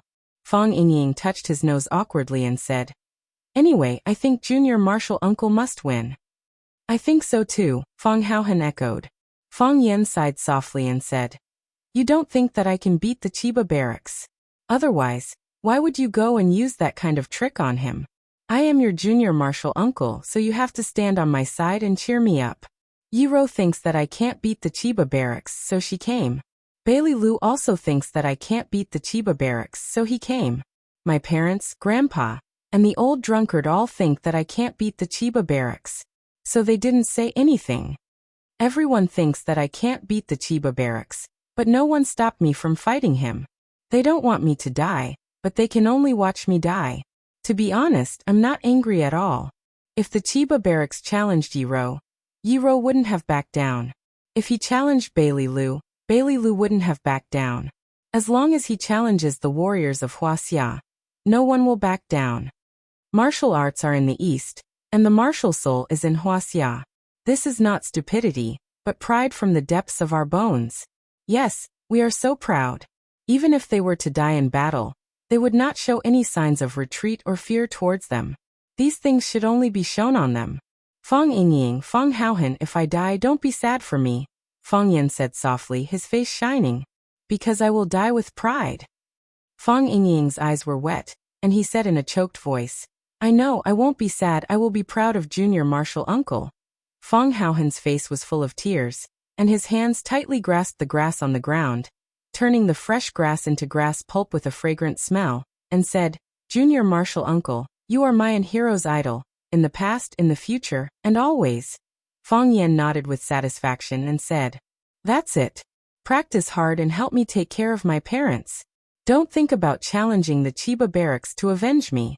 If you have the chance, kill his son, Chiba barracks.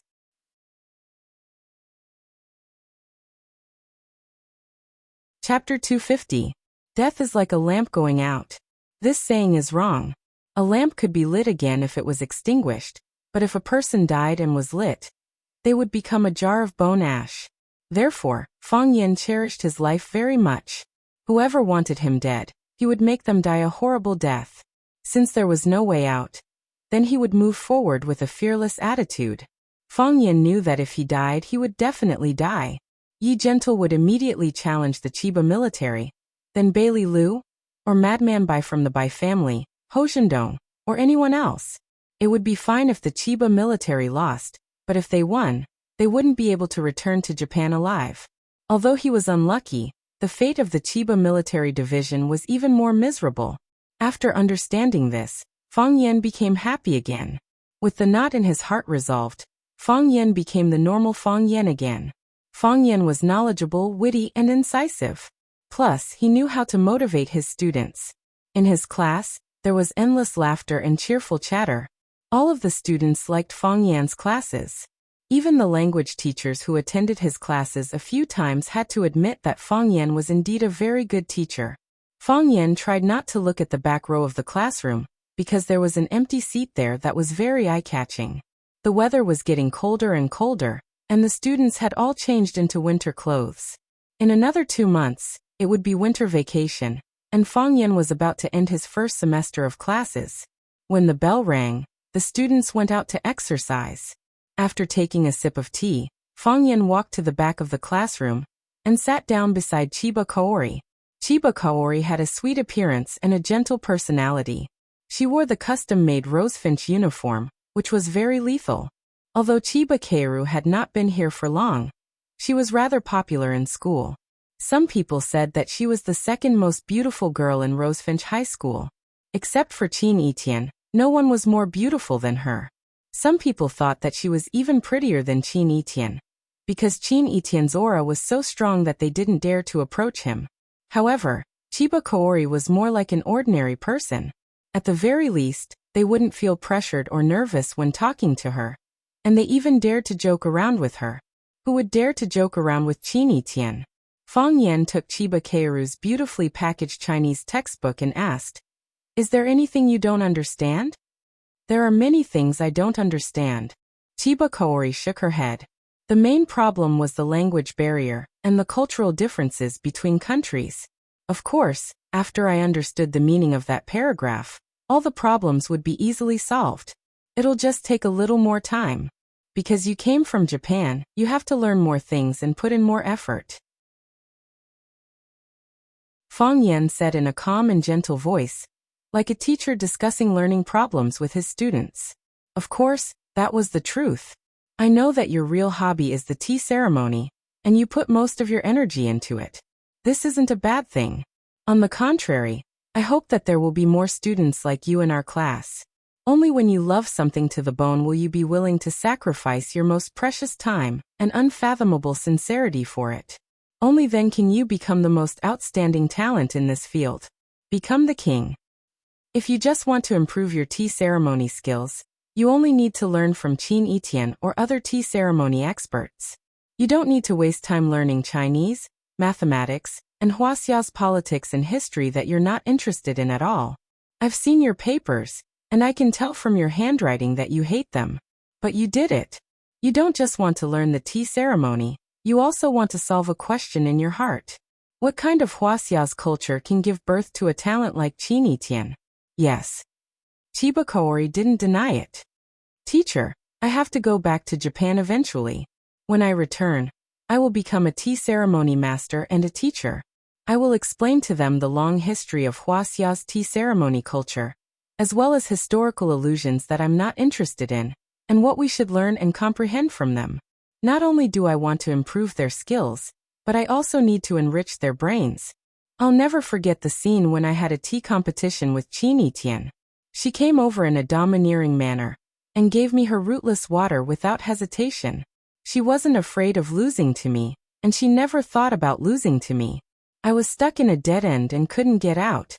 I always thought that her tea ceremony cultivation was higher than mine, and her skills were better than mine. Later, I realized that she was more confident than me.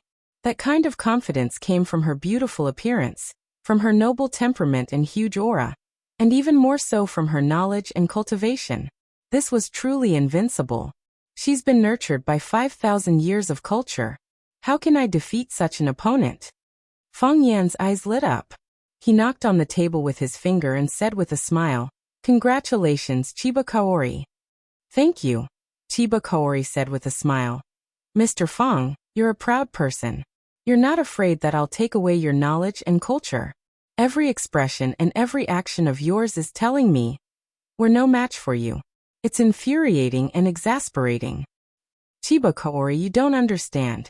We have 5,000 years of cultural accumulation. We have fertile land that extends as far as the eye can see. We have 3 billion people with great talents. I'm just a small pearl among them, but we have many more seeds that people are looking forward to. They're taking root, sprouting, and will soon grow into towering trees. You can take away my knowledge, but you can't take away all of Wuxia's knowledge. You can take away the culture that you can see with your naked eyes, but you can't take away the culture that flows in our bones and blood." Fang Yan said proudly. "This is Wuxia's soul. As long as this soul exists, Wuxia will always be able to stand among the world's most powerful countries. We're not afraid of the wind, the rain, or the storm. As long as we're given a bit of soil and a bit of opportunity, we can take root and sprout into the most beautiful flower. Look around you. Look at your feet. Isn't that the truth?" Chiba Kaori's expression dimmed, but she quickly regained her composure. She looked at Fang Yan with a burning gaze and asked, "Mr. Fang, you just said that only when you love something in your bones can you disregard everything for it. Do you love martial arts?" "Yes," Fang Yan said with absolute certainty. "For a long time I hated it. I even wanted to abandon it and distance myself from it. However, because I'm a woman, I had no choice but to approach it and understand it. However, recently, I suddenly understood that I love it. I love it beyond redemption. It's because I care too much that I have higher expectations of myself. Rather than others being disappointed in me, it's more like I'm disappointed in myself. Since the moment I was born, it's been a part of my body. This is my destiny and also my luck." Whoosh, whoosh, whoosh. Chiba Haomu was still practicing his sword thrusts. Day after day, month after month. It started at sunrise and ended at moonset. If it were any other child, they would have gotten tired of the monotonous movements, but Chiba Haomu didn't. If it were any other parent, they would have gotten tired of the movements, but Chiba Haomu didn't. He stood behind Chiba Haomu and saw every single sword strike that Chiba Haomu made. "Part of my body. It's destiny and luck," Chiba Haomu mumbled to himself. His silhouette was infinitely elongated under the moonlight. "Father, I think Mr. Fang has changed a lot," Chiba Kaori said. Some time ago, he was very depressed. Although he still taught us as usual, we couldn't laugh at what he said. He couldn't laugh either. He was like a weirdo with a mountain on his back. Every step he took was very difficult. Now we're laughing again in his class, and he's laughing as well. He gives off the feeling that he's in high spirits. When he walks, it's like he's floating. "He's not afraid anymore," Chiba Haomu said. "Has he ever been afraid?" "Yes," Chiba Haomu said. "He's afraid of losing, afraid of dying, afraid of losing face, losing his own face, and losing the face of his peers. Everyone is afraid, including me." "How could father lose?" Chiba Kaori asked in surprise. Because she was too shocked and didn't lower her voice when she spoke, even Chiba Haomu, who was focused on his sword practice, was attracted by their conversation. Chiba Haomu stopped practicing and walked to his father, Chiba Haomu, and said, "Father will never lose. Because I've never lost before." "Never?" Chiba Haomu smiled and shook his head. "No one is born to be invincible. I've lost before, and I've lost more than others. It's just that you don't know. But I won't lose to Fang Yan," Chiba Haomu said stubbornly. He had a deep hatred for Fang Yan, and he had always wanted to take revenge. If the invincible god of war in his heart lost, it would greatly affect his confidence. Chiba Halmu looked at his children and his disciple, who was hidden in the darkness, and said, "Previously, I had a 70% chance of winning this match. Now, I only have 60% left. I'm very happy that he finally cast aside his fear and became my true opponent." "Father." Chiba Kaori was stunned. "Did he ask me to bring these words to you on purpose? Did he do this to affect your state of mind?" "Yes." Chiba Halmu nodded. "He asked you to say to me, 'Come, I'm ready.'" Chiba Halmu turned and walked into the house. Chiba Halmu asked, "Father, where are you going?" "Cleaning my sword," Chiba Halmu said.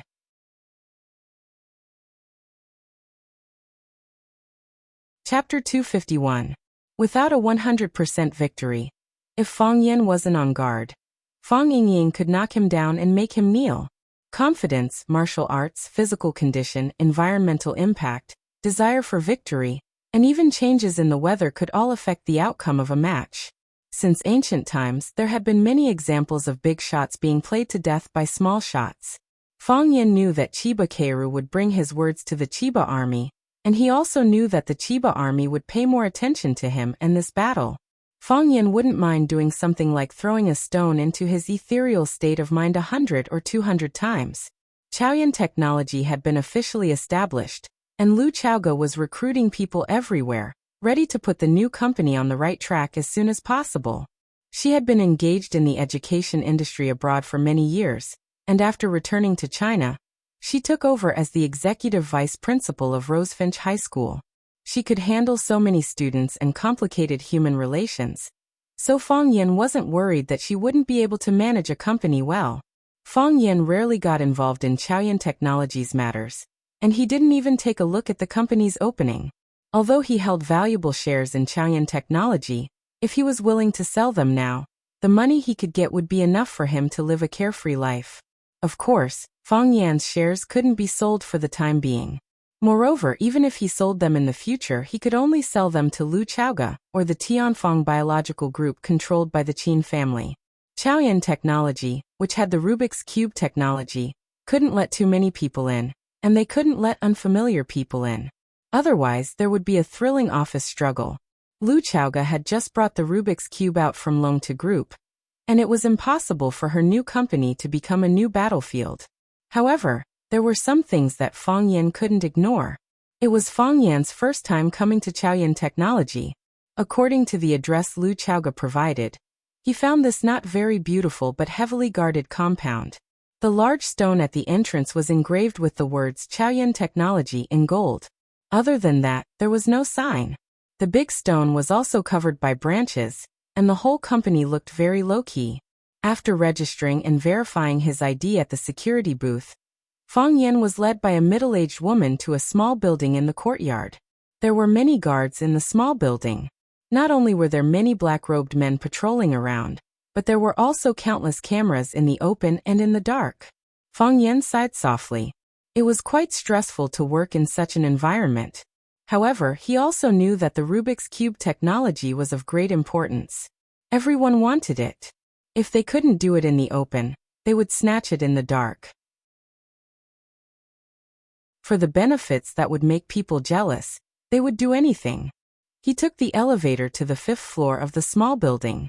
Lu Chaoga was waiting in the office. The middle-aged woman left quietly, closing the door behind her. Lu Chaoga looked at Fang Yan and said, "Follow me." She turned a globe on the desk, and the bookcase behind the desk immediately opened to both sides. An iron door appeared in front of Fang Yan. Lu Chaoga opened the iron door and went in first. Fang Yan also stood in. There was a row of Arabic numerals on the wall, but Lu Chaoga pressed the letter P at the top. So the bookcase closed automatically, the iron door closed in the middle, and the elevator began to slowly descend. Seeing Fang Yan's puzzled eyes, Lu Chaoga explained, "Those Arabic numerals are all traps. Whether you press 1 or 9, they will automatically alarm. Only P can reach the research room." "What is this place?" Fang Yan asked. The setup was a bit old and didn't seem to be new. In such a short time, it was difficult for Lu Chaoga to build such an extremely safe research room. This yard originally belonged to Huaqing University of Aeronautics and Astronautics. They built such a research room next to the school to study the latest aircraft parts. Later, when the University of Aeronautics and Astronautics moved, they had a more advanced and more hidden laboratory, so they were ready to sell this property. I communicated with them and used the money to buy this courtyard. Is it safe? Fang Yan asked worriedly. If he were to use something that had been used by others, it would be easy for his secrets to be leaked. I've changed all their previous designs, Lu Zhaoge said. These are all newly added by me. They needed to enter from the underground entrance, and I sealed the entrance with alloy. No one could open it. Not even myself. What about this elevator? The elevator was original. Only the previous director knew about it.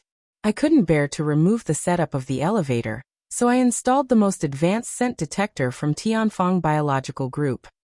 Scent detector? Fang Yan looked at Lu Qiaoge with a puzzled expression. Everyone's body emits a unique scent.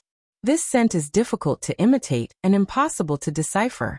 Moreover, the composition of this scent is quite complicated. The scent emitted when happy is different from when angry. Even if they kidnapped me, it would be useless. The computer recorded the scent on my body. Only when the scent was suitable would it send me to the place I wanted to go.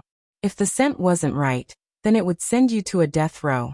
The most important thing is that very few people know about the existence of this thing, Fang Yan said. Yes. Lu Qiaoge nodded. Everyone will look for the location of the cameras and other secret devices. They have no idea that when the air conditioner is turned on, the scent on a person's body will be extracted and sent to be analyzed. Clang. As the two spoke, the elevator sent them to the mysterious underground. Fang Yan walked over and opened the iron gate. Lu Qiaoge took the lead and led the way to a silver gate. His eyes swept over the electronic lock on the silver gate, and the silver gate immediately split into two crescent buds that opened to both sides.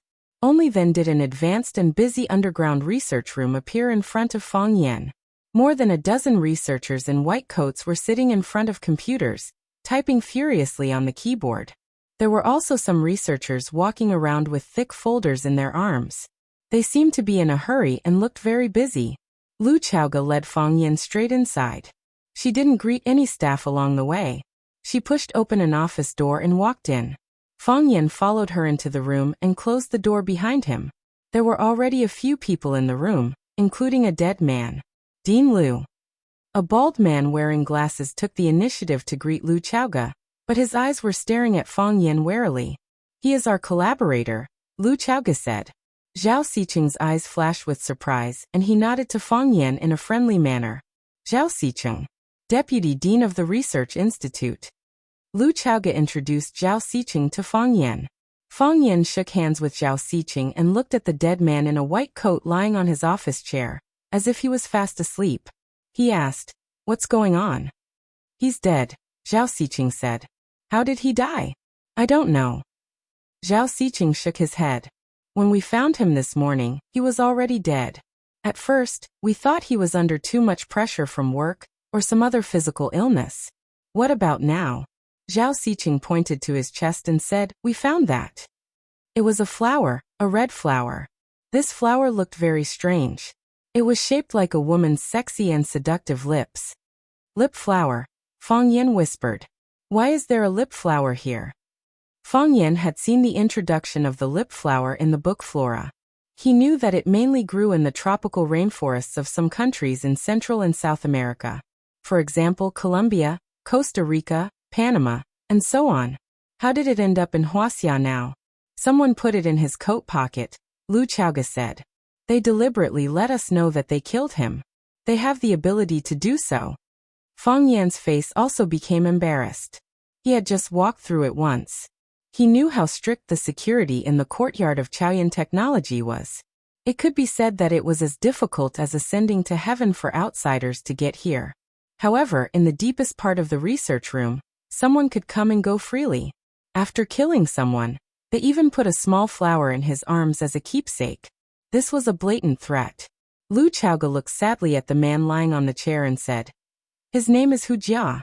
He is an engineer I invited from the new Academy of Sciences. He is mainly responsible for the application of Rubik's Cube technology in daily life. Because Wuxia just came, I dare not give him the core technology of Rubik's Cube. So he is dead. Where did he come from? Fang Yan asked. I don't know. Lu Chaoga shook her head. Before you came, I went to the computer room to look at all the surveillance videos. I didn't find any suspicious people coming in. Is this person a ghost? So many surveillance cameras can't capture his figure? Zhao Xiqing scolded angrily. Dean Lu, this matter must be resolved as soon as possible. We can't hide it for too long. If other staff members find out, it will cause panic in the research room. At that time, no one will have the mood to stay and work. Lu Chaoga looked at Fang Yan and said, I am going to call the police after you see it. Although I know there is no point in doing so. But after all, someone died in here. Calling the police is not the first choice, Fang Yan said. If the police come, the defense here will lose its meaning. The first thing we need to do now is to find the person who sent the flowers. Where? Zhao Xiqing asked eagerly. I don't believe he is a ghost, Fang Yan said. Since all the cameras can't capture his figure, maybe he is still hiding in this research room and hasn't left. Everyone in the room sucked in a breath of cold air. The killer was still among them? He could cut off their heads at any time.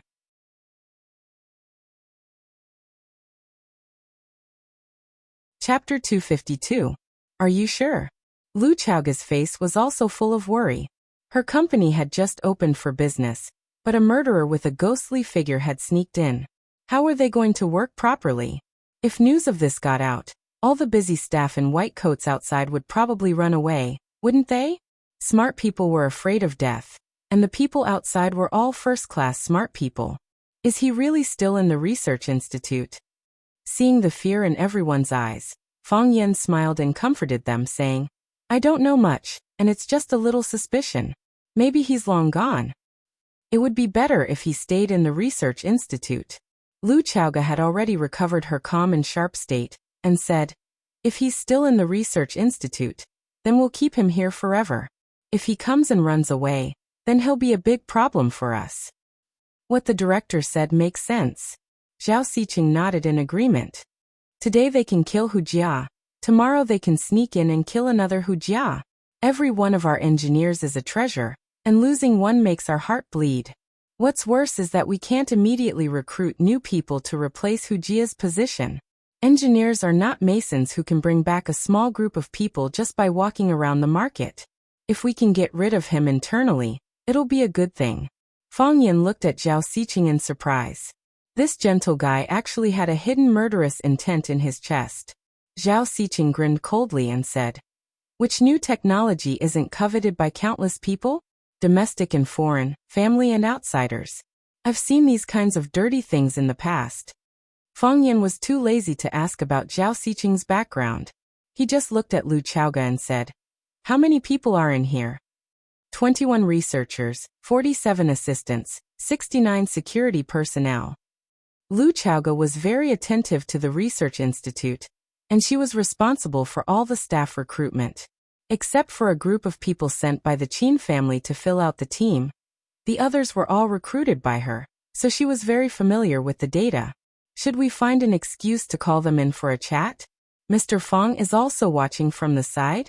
If we find a suspicious person, we'll take him down immediately? Zhao Xiqing asked. No. Fang Yan rejected the suggestion. Don't mess around. We mustn't fall into chaos here. The more chaotic it was, the more opportunities it would give him, an opportunity to do evil, and also an opportunity to escape. Let's just maintain the status quo. Everyone is at their own job, and there will be people who do not fit in with the environment automatically appear in front of us. Lu Chaoga trusted Fang Yan very much. She said, I'll give you the control of this place. He then pointed to a dark-faced, skinny man standing behind Fang Yan and said, he is Qining, the person in charge of security here. Qining. Fang Yan's gaze turned cold as he looked at Qining and asked, you're from the Qin clan? I used to be a member of Tianfeng Biological Group, and now I'm a member of Chaoyan Research Institute. Qining said with an indifferent expression. This kid didn't want to expose too much, and Fang Yan wouldn't force him. Plus, not everyone in the Qin family would know if Qin Etian was injured, or how badly injured she was. That was something that could be kept a secret. Fang Yan looked at Wuxia, who was lying on the chair, and said, "Let him lie here for the time being. Don't touch his body. Before the autopsy is carried out, no one knows if there's anything strange about the body. Wuxia's matter will be kept a secret for the time being. All of you should return to your posts. Don't let them find anything unusual." Fang Yan took the lead to open the door and said, "Qining, tell me about the Research Institute's protection measures." Qining turned to look at Lu Chaoga. In this courtyard, he only listened to Lu Chaoga's orders. "Cooperate fully," Lu Chaoga said. Thus, Lu Chaoga returned to her office. The secretary made her favorite Longjing tea as usual. The head of the logistics department came to her office to report on work, and the two talked for a long time. When Zhao Xiqing went out, his face and neck were red. Those who knew him knew that he had quarreled with Wuxia again. Wuxia was the main person in charge of the Rubik's Cube technology research, and the two of them often quarreled because of different research directions. Everyone had long been used to it. It wasn't known if he was curious or worried about Fang Yan, but after Zhao Xiqing went out, he didn't return to his research room. Instead, he walked around the team of engineers outside, constantly going to some research stations to ask something, but his eyes would inadvertently drift in the direction of Fang Yan. Everyone else also returned to their respective positions. Wuxia's office door was closed, and Qining even deliberately added a lock when he came out. He was afraid that someone would go in to report to Wuxia and find that he was dead. Qining was indeed a member of the Qin family, and a relatively core member of the Qin family. Qin Etian made a phone call back, and then Lu Chaoga rushed to Huaqing Airport with the research materials of the Rubik's Cube technology. She took a private plane that was already parked there, and flew to Yanjing. The person who brought the private plane to Huaqing to welcome Lu Chaoga was Qining. The mistress of the family personally met with Lu Chaoga, and the two didn't negotiate for a long time. Then Qining was ordered to send Lu Chaoga back to Huaqing, and then led his people to take charge of the security of the Chaoyan Research Institute. One had to know that Qining used to be the security consultant of the Qin family. He was mainly responsible for the safety of the family head and mistress when they went out, greeting important businessmen, and protecting visiting politicians. Of course, he wasn't the only person in charge. There were also a few old monsters who were inseparable from the family head and mistress. Later, when Miss Qin Etian came to Huaqing to study, an old monster followed her to Huaqing. When Qining first came over, he was still a little nervous, thinking that he had made some mistake and was kicked away by the mistress. Later, when he saw a large number of engineers and researchers sent by Tianfang Biological Group, which belonged to the Qin family, Qining knew the true purpose of the mistress sending him over. This place was very important, and no mistakes were allowed. Therefore, Qining put in a lot of effort to arrange this courtyard into an impenetrable defense. However, something still happened to Chaoyan technology, and it was the Chaoyan Research Institute, which was the core of the underground. This was a huge blow to Qining. Were the assassins outside already so powerful? Only Dean Lu has the chance to come down from the elevator in the office. Everyone else has to go through that door, Qining said, pointing to a closed silver passageway. However, it's impossible for outsiders to get in. To pass through that door, you have to go through many checkpoints. Not only are there advanced equipment checks, but there are also manual checks. Most of my brothers are also stationed there. They are all veterans, and it's impossible for them to make such a big mistake. No one doesn't make mistakes, Fang Yan said with a smile. Some people do it intentionally, and some do it unintentionally. I don't doubt your professionalism. After walking into the courtyard of Chaoyan Technology, I felt a lot of pressure. However, our eyes have blind spots, and our brains also have blind spots. What we have to do now is to find those blind spots and fill in those loopholes. Qining looked at Fang Yan with puzzled eyes and said, "Who are you?" Fang Yan grinned and said, "Curious about me now? I asked you if you were a member of the Qin family just now, and you didn't seem to want to reveal your identity." There were too many people in the room just now, and the Qin family is more low-key. The Qin family is more low-key? Fang Yan thought of the scene when Qin Etienne appeared in the tea house in a Rolls-Royce Phantom with the old housekeeper. He really couldn't agree with what Qin Ying said, although his expression was so serious. I am Qin Etienne's teacher, Fang Yan said. Qin Ying's eyes became more playful as he said, what you said is not what a teacher should know. Teachers will not teach such knowledge to students. My teacher is a bit special, Fang Yan said. From Qin Ying's reaction, it could be seen that he did not know the relationship between him and Qin Etienne. It seemed that the Qin family was still persistent in keeping this matter under wraps. This discovery made Fang Yan happy and disappointed. He was happy that the Qin family thought that he and Qin Etienne were just playing a game. He was disappointed that the Qin family did not put him in their eyes. Fang Yan walked very slowly. His ears were listening to Qin Ying's introduction of the entire research institute's protective measures, but his eyes were scanning everyone he passed. He had a hunch that he was among these people. A white-haired engineer was recording something on a computer. His typing speed was very fast. It seemed that he had made a new discovery, and was now very excited. A balding engineer was lying weakly on a chair. His eyes were lifeless, and one of his hands was grabbing the few strands of hair on his head. A female researcher wearing a white coat was standing in front of a container that was constantly heating up. She kept recording the rapidly rising red numbers on the container cup. Everyone was busy, and everyone was focused on doing their own things. No one looked at Fang Yan. Many people did not even notice that Fang Yan was standing behind them. Fang Yan walked around and returned to the female researcher, who was standing in front of the container recording numbers. Looking at her focused expression, he asked, "Do you think I am handsome?" The female researcher raised her head and glanced at Fang Yan. The pen in her hand was still recording quickly. She said with a displeased expression, "Get lost. You haven't answered my question yet. Do you think I am handsome?" Fang Yan did not get lost. Instead, he continued to ask this ridiculous question that made Qin Ying want to cover his face and run away.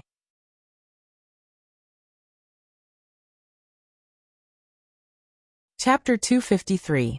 Do you think I'm handsome? This was a question that made one's teeth ache and one's legs tremble. If it wasn't for the fact that when Fang Yan asked this question, his body happened to block the only exit of the research room, Qin Ying would have suspected that this guy wasn't here to find an assassin, but to pick up a girl. This woman wasn't gorgeous, but her facial features were distinct, and she had the demeanor of a European and American chick. Moreover, she was tall and wore a loose white coat. She did look somewhat charming. A serious female engineer. Such a woman was rare outside. Qin Ying was also an expert. Otherwise, he wouldn't have had the opportunity to become the head of security here.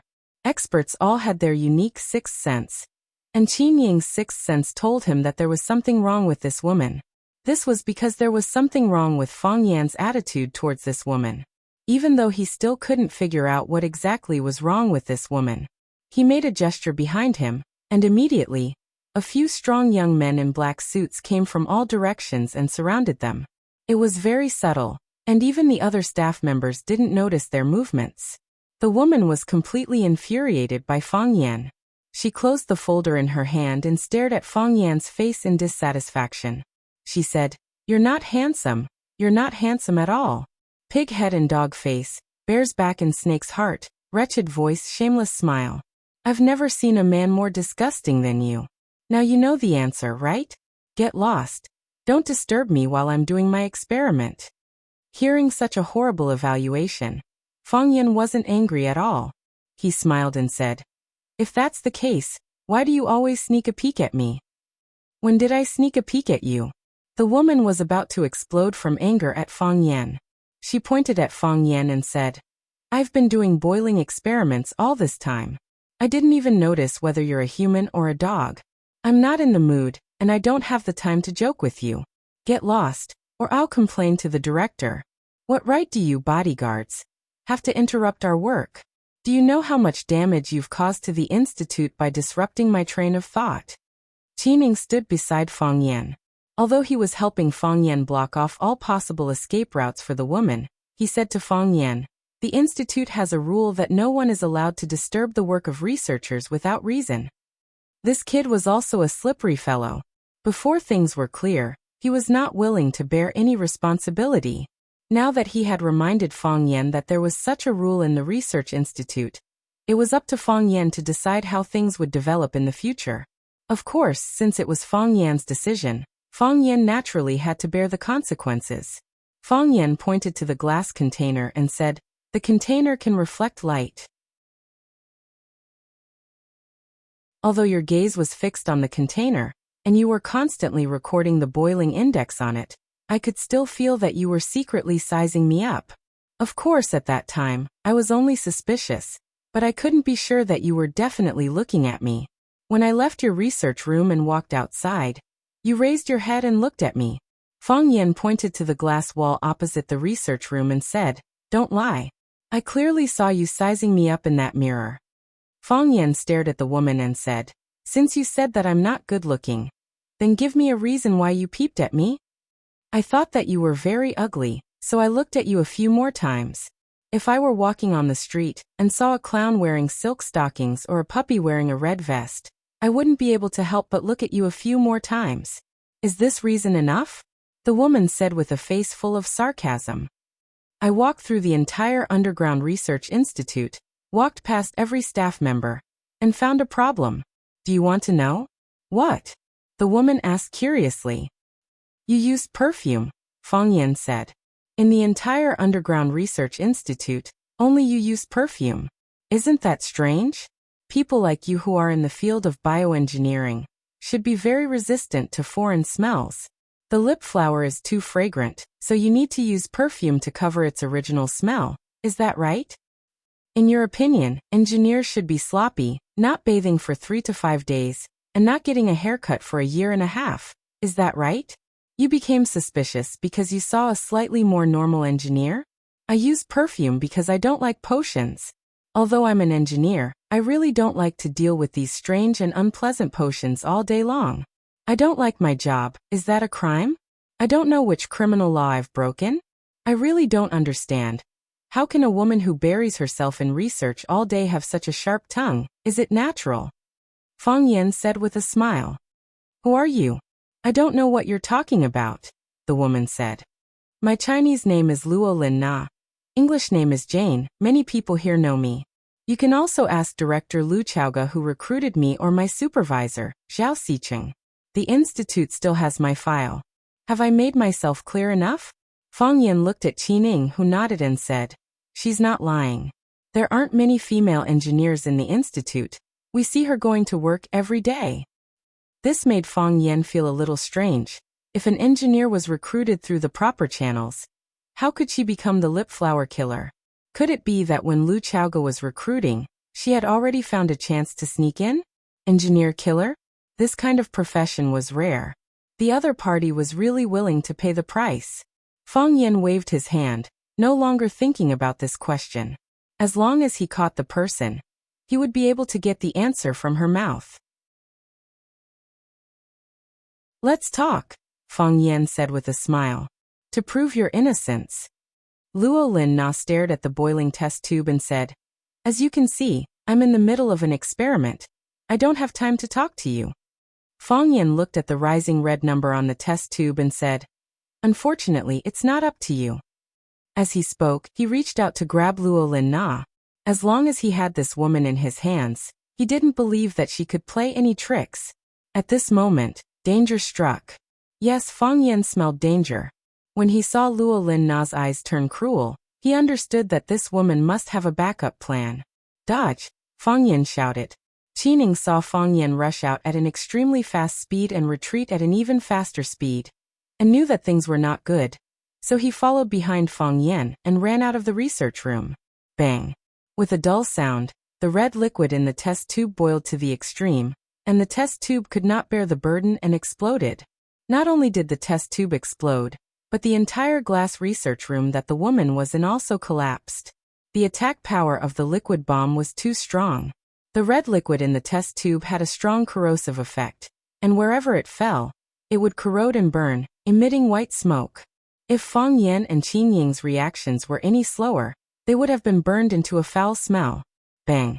The sound of an explosion came from Wuxia's office not far away, and the glass of Wuxia's door and window was smashed by the strong airflow, flying towards the crowd outside the office. The crowd was in chaos, and everyone screamed and fled in all directions. Fang Yan pushed Qining, who was on his back, away, and began to search for Luo Lin Na. This lip-smacking killer named Luo Lin Na was extremely dangerous, and her scheming and skills were top-notch. Under Fang Yan's various tests, she did not reveal any flaws, and kept stalling for time until the liquid bomb in the test tube exploded. Only then did she reveal her true colors. If it wasn't for that heart-palpitating gaze, she would probably be able to do even more things, right? Where did they find such talents who knew biology and could kill without batting an eye? The crowd was in chaos, and the entire underground research room was in a mess. White smoke billowed in the glass research room, and Wuxia's office was actually on fire. Obviously, this woman was an expert in weapons. She caused 2 explosions under Fang Yan's nose at the same time, and he had to admit that she was a strange woman. "Protect the director," Fang Yan shouted. Qining did not hesitate, and made a gesture, and a group of men in black rushed towards the office where Lu Chaoga was. Fang Yan stood still, and his eyes were like the eyes of an eagle, searching the crowd. From where he stood, he could see a group of people in white coats running towards the emergency exit. Damn uniform, it made it more difficult for him to find Luo Lin Na in the crowd. The emergency exit was tightly sealed, and the engineers ran to the door, but found that there was no way to run out of the office. One by one they shouted, and some ran towards the director and deputy director's office, trying to force them to open the door.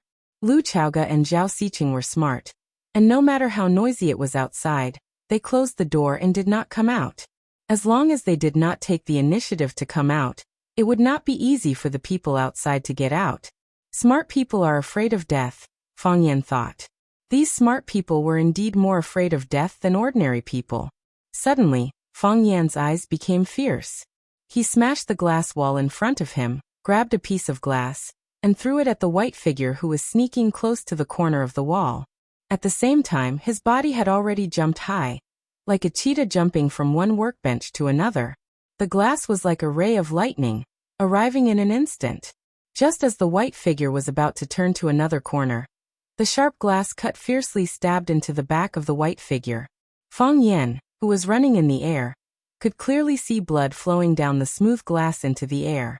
Fang Yan's speed was extremely fast, and in the blink of an eye, he rushed behind the white figure and punched the back of the person in white.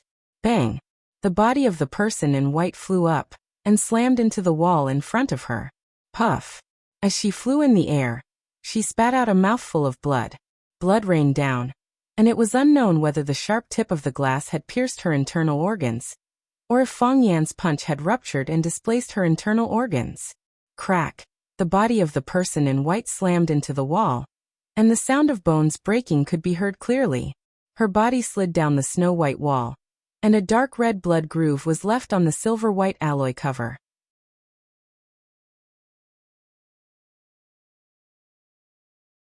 Chapter 254. The sharp glass surface had pierced through her body from behind, and came out of her chest. Fang Yan's punch had shattered her internal organs, causing her to spit out not only blood but also reddish-brown chunks of her lungs. She had an oval face and a pale complexion. Her eyes were small and her mouth was big, and there was an obvious red mole at the corner of her mouth. She was not Luolina, and the person who died was not the lip-smacking killer who had changed her name to Luolina. Qining walked over, glanced at the body on the ground, and said, "Her name was Wang Ling. She was a research assistant hired by the company from outside. Why did you kill her?" He squatted down to check Wang Ling's breathing to see if she still had a pulse. "Don't move," Fang Yan shouted. Qining looked at Fang Yan and said, "You should know what kind of responsibility you would have to bear if she had died. No one could kill people casually, even in this underground laboratory that no one knew about." "She's already dead," Fang Yan said. "The glass that pierced through her body was thrown by me, and the fatal punch on her back was also thrown by me. I can now confirm that she's already dead. But if you touch her body, you'll also die." "What?" Qining stared at the body on the ground warily and said, She's already a dead person. What else could she have done? Qin Ying's gaze swept over the body and said, "You're saying there's something strange about her body?" Fang Yin nodded and picked up a pen from the ground. He used the tip of the pen to lift up the white coat worn by the body and pointed at a small silver ball that rolled out and said, "As long as you touch that ball of light, both of us will be blown to ashes." "How do you know she has such a thing on her body?" Qin asked doubtfully. This kind of round ball was very rare. How could it have such a powerful destructive power? "I guessed," Fang Yin said. He didn't want to tell Qin that he and Qin Etian had experienced this kind of thing together. And he also didn't want Qin to know how he and Qin Etian had escaped from death. This was the secret between him and Qin Etian. Since the Qin family did not want to make it public, why should he be a villain? She tried to use it to fight back as the glass pierced through her body. Unfortunately, Fang Yan's speed was too fast. His fist landed on her back, cutting off her life force and draining her strength. Therefore, the silver ball could not be activated and thrown out. Otherwise, this research lab would be destroyed. Qin was very depressed. He knew that Fang Yin was hiding something from him. However, he had held back from Fang Yin before. And when Fang Yin wanted to further inquire about his background, he stopped him. Therefore, if Fang Yin didn't say anything, he couldn't do anything about it. "She's in cahoots with the lip flower killer," Fang Yin said. After looking at her height and body shape, he said, "She might be the substitute of the lip flower killer. She exposed herself at this time to cover lip flower's escape." "She has a substitute?" Qin was really angry. How many people did they send in? What are they trying to do? "They want the Rubik's Cube," Lu Chaoga said coldly as she walked over and looked at the body on the ground. "I personally recruited Wang Ling. I was worried that she was a commercial spy, so I had her life and work history reviewed from birth until now, but I didn't expect that there would still be a problem. It was because they were worried that someone would do something in the middle, so the recruitment was fully handled by Lu Chaoga. She had spent too much time and energy on it, and she didn't expect to recruit 2 killers. This was a very serious blow to Lu Chaoga. Fang Yin patted Lu Chaoga's shoulder and said with a smile, "The most famous intelligence agencies in the world are the former Soviet Union's KGB, the United States FBI, Israel's Mossad. These are all agencies that specialize in intelligence gathering and espionage. And there will also be spies from other countries in their ranks. This kind of thing is hard to avoid. Longta Group is such a big company. There should be a lot of commercial spies in it, right?" Lu Chaoga nodded and said, "It's good to be exposed earlier. Let me know how to take precautions." 2 killers had been exposed today, so whether there were any other suspicious targets in this underground research institute was something that Lu Chaoga had to focus on and deal with next. A man in black came over to report to Qin and said, "Captain, we've searched everywhere, but we didn't find the target." Qin sighed and said, "She escaped." "Even if we can't find her, we have to find her escape route," Fang Yin said. He picked up the small silver ball from the ground and carefully put it in his pocket. This thing was really too dangerous. If they were to accidentally detonate it, they wouldn't be able to cry even if they wanted to. Qin waved his hand, and 2 men in black came over to dispose of the body. Zhao Xiqing comforted the other workers and told them that this was a research accident. When doing research, there would often be all kinds of accidents, which was why every researcher had their own independent research institute. However, an accident like today's explosion and fire was rare. The fire in Hujia's office had been put out. Fang Yin held his breath and went in to take a look, then hurriedly left. Hujia's body was gone, but there were many pieces of charred flesh on the table and on the floor. There were also many places that had been corroded and burned, and the walls were also densely packed with holes of different depths. It was too horrible to look at. The lip-smacking killers were indeed cruel and merciless people.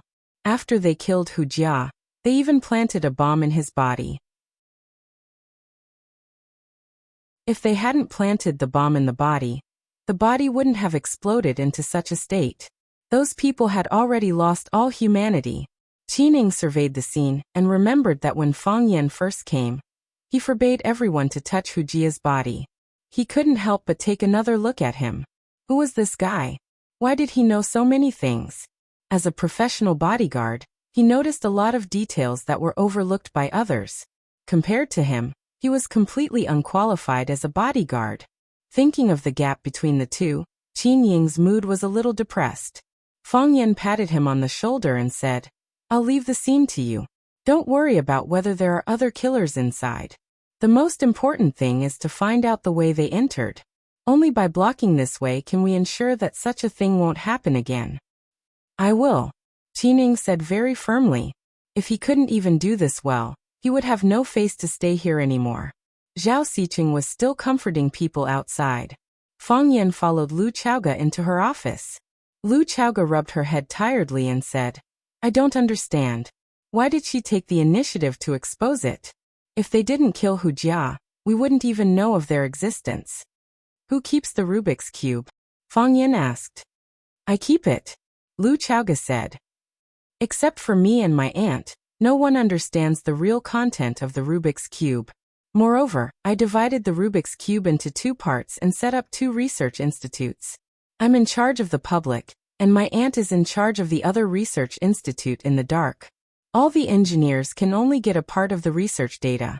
As long as these research data are pieced together, it will be the real Rubik's Cube." "They are anxious," Fang Yan said. After they came in, they found it difficult to get in touch with the real Rubik's Cube. Or they can only get in touch with a part of the Rubik's Cube, so they couldn't help but make a move. They want you to be confused, so that they can infer the real Rubik's Cube from some clues. "We are facing a very powerful opponent." Lu Chaoga looked at Fang Yan and said, "How much do you know about them?" Fang Yan took out the small ball in his arms and said, "Qin Etian and I were almost killed by them." Lu Chaoga looked at Fang Yan in surprise and said, "Qin Etian asked for leave because of this?" She knew that Qin Etian had asked for leave for a long time, but she didn't know the inside story of her leave. "She was injured," Fang Yan said. "She took a bullet for me." Lu Chaoga looked at Fang Yan with a strange expression, and didn't speak for a long time. "I am her teacher and she is my student. Maybe we are also a pair of friends who can talk to each other," Fang Yan explained. "Does she think so too?" Lu Chaoga asked. "I have heard some of the rumors in the school." Fang Yan shook his head and said, "You know better than me what kind of existence the Qin family is. It is impossible for the 2 of us. Besides, I am a teacher and she is a student. Our relationship will be that of a teacher and a student." Lu Chaoga chuckled and said, "If you agree, I think Qin Etian is very willing to leave Rosefinch. To be honest, the school's education is meaningless to her. I have seen her mother, and I know what kind of woman she is. I have always been proud of my abilities. But after interacting with that woman, I actually felt inferior. It is not jealousy, it is inferiority. Can you imagine my disappointment when I took the Qin family's private plane back to Huaqing? Although our negotiation was very pleasant, I still felt very disappointed. It was as if something was missing. If Qin Etian really wanted to learn, she had a lot of options to choose from. Every choice is 100 times better than her staying in Rosefinch. What I don't understand is why she is still willing to stay in Rosefinch. If Qin Etian is this kind of person, her parents are definitely not ordinary people," Fang Yan said. "Last time they made a move on Qin Etian, and this time they killed people in the research institute. They are really unscrupulous." "We can't take revenge on every killer," Lu Chaoga said. "We need to find out who is controlling these killers. How should we take revenge on them?"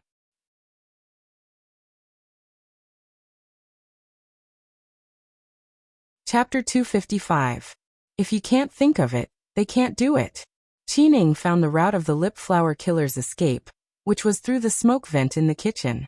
Such a small hole could only accommodate 1 cat, but it became a free passage for them to commit murder. Fang Yan looked at the smoke vent above his head and said, "The double jumped out to buy time for the lip flower killer. Otherwise, she wouldn't have been able to get out so easily. Where does the outside lead to?"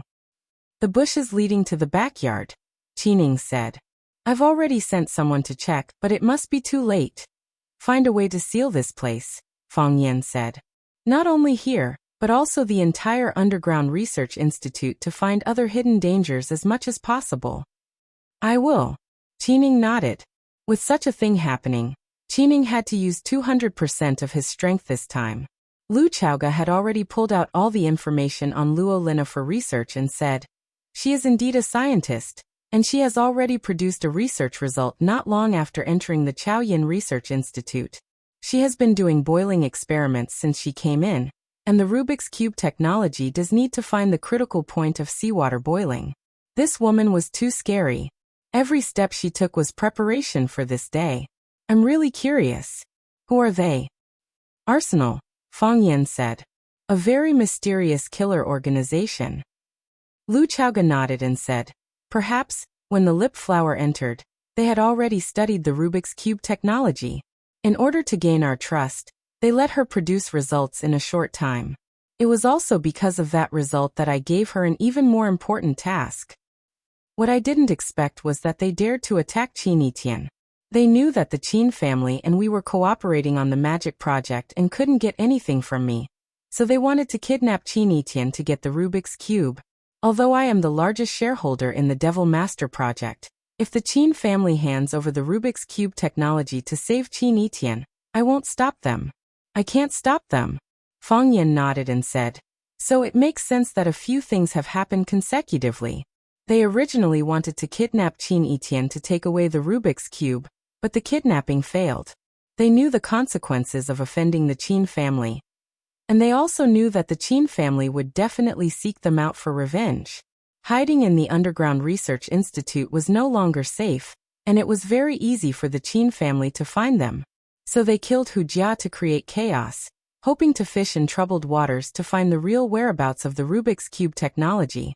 I'm really unlucky. Everything is related to me. Lu Chaoge looked at Fang Yan and said apologetically, when I gave you Chaoyin's shares, I wanted to repay your kindness, but I also had my own selfishness. You can withdraw now. I think I'll find a way to solve the problem. Since they have the backing of the Qin family, they won't sit idly by. Fang Yan shook his head and said, I didn't accept your shares for the sake of earning more in the future. It's not easy for a woman to start a business, and I don't want anyone to bully you. If I can help, I'll definitely do it. I didn't withdraw at that time, and I won't withdraw now. Fang Yan couldn't withdraw now. The Qin family sent that information, and they would keep an eye on Fang Yan's follow-up actions. Thank you, Lu Chaoge said gratefully. Fang Yan waved his hand and said, don't say this word. If you say it, I won't get any benefits. Instead, it feels like everything I've done for you is cancelled out. Lu Chaoge chuckled and said, I went to see my grandmother yesterday, and she made a lot of delicious food for me. Did she say anything to you? Fang Yan asked warily. She did. What did she say? Fang Yan secretly prayed that his grandmother would not fan the flames. She told me to eat more, and that I've become thinner recently, Lu Chaoge said. That's good. Fang Yan let out a sigh of relief. What? Lu Chaoge looked at Fang Yan's expression and asked in confusion.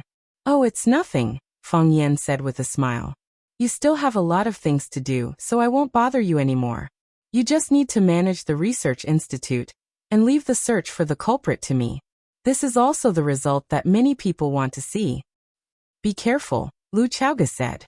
Lu Chaoge took Fang Yan into the elevator, and after entering a series of passwords, the elevator slowly went up. Seeing that there was a piece of white dust on Fang Yan's collar, Lu Chaoge took a step forward and reached out to carefully brush off the dust. Her body was close to Fang Yan's body. Her towering chest was almost touching Fang Yan's chest. The mature woman's elegant fragrance, as well as the fragrant air she breathed, made it hard for people to extricate themselves from it. As long as Fang Yan reached out a little, he could hold Lu Chaoge's curvy and sexy body in his arms. Lu Chaoge's face was very close to Fang Yan's face, and their bodies were almost glued together. Lu Chaoge's eyelashes fluttered, but she secretly sighed in her heart. When Fang Yan's figure was far away, Lu Chaoge murmured, Grandma also asked me to take good care of you. In front of the cafe at the corner of the street, a black Volkswagen was parked. A woman wearing shorts, leather boots, and sunglasses strode over, opened the back door, and sat in. And then the Volkswagen immediately started. How was it? The driver asked with a smile. His facial features were well defined, and he had a full beard and a pair of sunglasses on his face. He looked like a very manly man. That guy was not easy to deal with, right? As sly as a fox and as fierce as a dog, the woman said with an unfriendly expression. If it wasn't for the cover of the substitute, I wouldn't have been able to escape. Even a prostitute can slip up sometimes. It's really surprising. The driver joked. Flowery Lips was also known as a prostitute. Because the man and the woman were of the same level, and they were partners, they dared to call out this unknown title casually.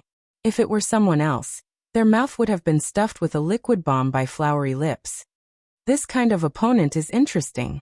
The woman was not angry. She sneered and said, if it was too easy to die, this game would be boring.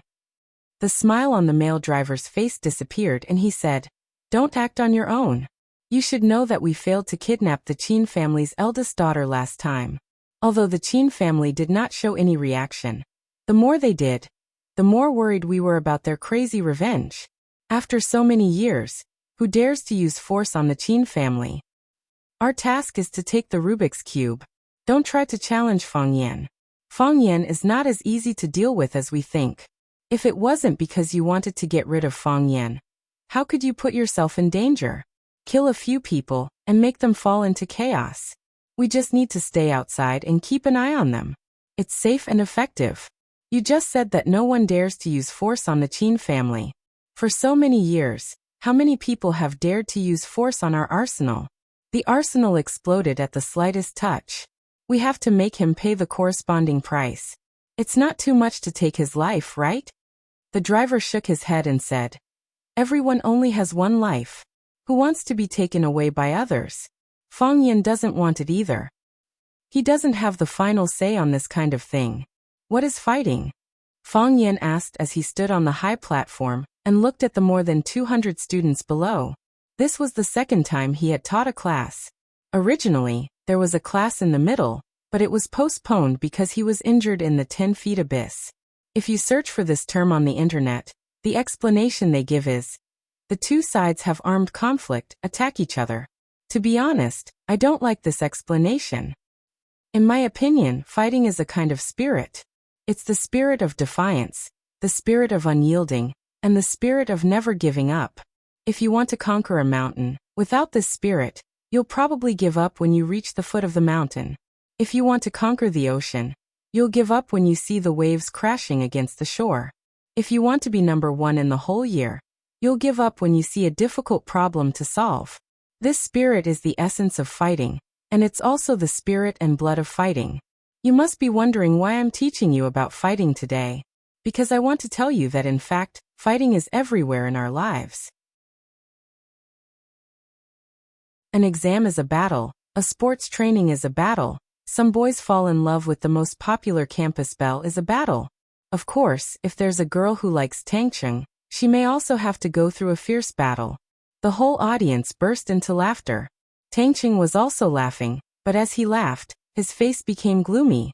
Qinitian, where are you? Even if you don't like me, you don't need to hide from me. Send me a message to tell me that you're still alive, that you're fine. Just a message, okay? I beg you, send me a message, okay? Most importantly, I also have a battle coming up. I've thought about escaping, I've thought about surrendering, but in the end, I still decided to face it bravely.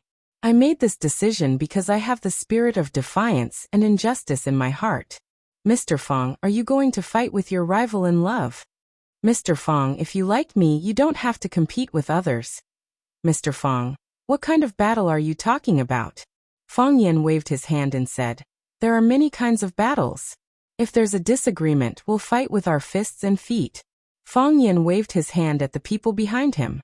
Feng Yingxiong and Feng Haohan, who were dressed in white shorts, walked out from behind the curtain. The whole audience screamed and applauded like thunder. The students knew that Mr. Feng Yan was going to perform kung fu again. He wanted to tell the students the real meaning of fighting through experimental actions. Feng Yan bowed to the audience and waved to Feng Yingying to attack. Feng Yingying stood where he was, with a painful expression on his face. He still lacks that spirit. Feng Yan said to the audience with a smile. The students under the stage roared with laughter again. Fang Yan waved to Fang Yingying again, threatening him with his eyes to attack immediately. Plop! Fang Yingying sat on the ground and said, "The battle is over, I'm already dead." Fang Haohen's face changed dramatically, and he was extremely angry. Fang Yingxiong, this idiotic scoundrel who doesn't care about face, making such a decision without any integrity. What do you mean by sharing weal and woe as a good brother? Can't you at least tell him in advance? Fang Haohen clenched his teeth and also lay straight on the ground, shouting anxiously, I'm also dead.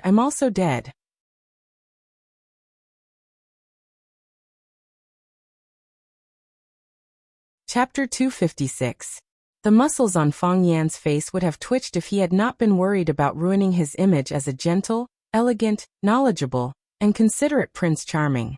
He was so angry that he felt his outlook on life, values, and the world had collapsed in an instant. Fang Yingying and Fang Haohen were two cowardly, lazy and idiotic fellows. How could they have the nerve to lie on the ground and surrender in front of hundreds of students? They were the inner disciples of the Fang family, and the old drunkard students. They shouldered the heavy responsibility of protecting the country, and carrying forward the Fang family's Tai Chi. How could they do this? Fang Yan's white face turned black, then purple, and then white again. He tried hard to control the muscles on his face, and put on a gentle and smiling expression with great difficulty. He said, "All the students have seen it. This is a battle without anger. Because they don't have anger in their hearts, they don't have any unwillingness to accept defeat, so they have already lost before the real battle. A battle without fighting spirit can no longer be called a battle. It's a one-sided massacre." Fang Yan walked in front of Fang Yingxiong, placed his foot on his chest, and said, "I only need to lift my foot, and I can break his sternum, or directly twist his neck. He has become my captive, and I can use all kinds of torture on him." Fang Yan covered the microphone on his collar, and squatted down to look at Fang Yingying. He said, "Get up quickly." "No." Fang Yingying shook his head desperately. "If you don't get up, I'll step on you." "I won't get up even if you step on me to death," Fang Yingying said with great determination. "If I get up, you will humiliate me first and then step on me to death. What will make you agree to it? Don't hit me." "That's impossible." "Then there's nothing to talk about. I promise I won't hit your face." "That won't do," Fang Yingying said. "If you hit me, I'll lose face in front of these hundreds of students, especially those female students. They used to smile at me when they saw me on the road. Once, when I was eating in the school cafeteria, they even poured their unfinished braised pork into my plate. If you hit me, they won't smile at me anymore, and they won't give me braised pork. They gave it to you and you ate it. Why not? Are you a pig?" "I was born in the year of the pig," Fang Yingying answered smoothly. "Junior Martial Uncle, I have something to discuss with you." "What? Can you let me beat you up?" Fang Yingying asked carefully. "What?" Fang Yan almost jumped up. "You haven't even cooperated with me in class, and now you want to beat me up?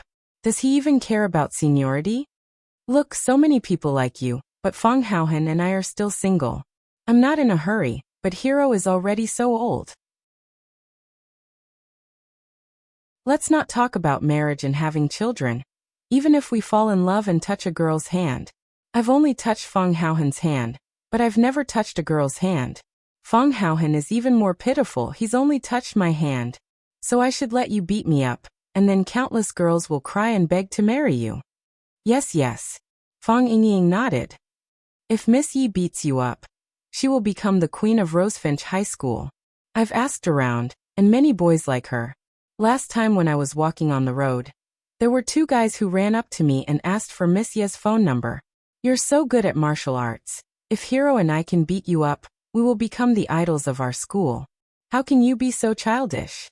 Fang Yan said angrily. "How am I childish?" Fang Yingying was not convinced. He had been thinking about this for a long time. As long as Junior Martial Uncle beats him up, he will immediately become famous in Rosefinch and become the king of Rosefinch, the legendary bird king. Just thinking about it made him so excited that all the fat on his body shook.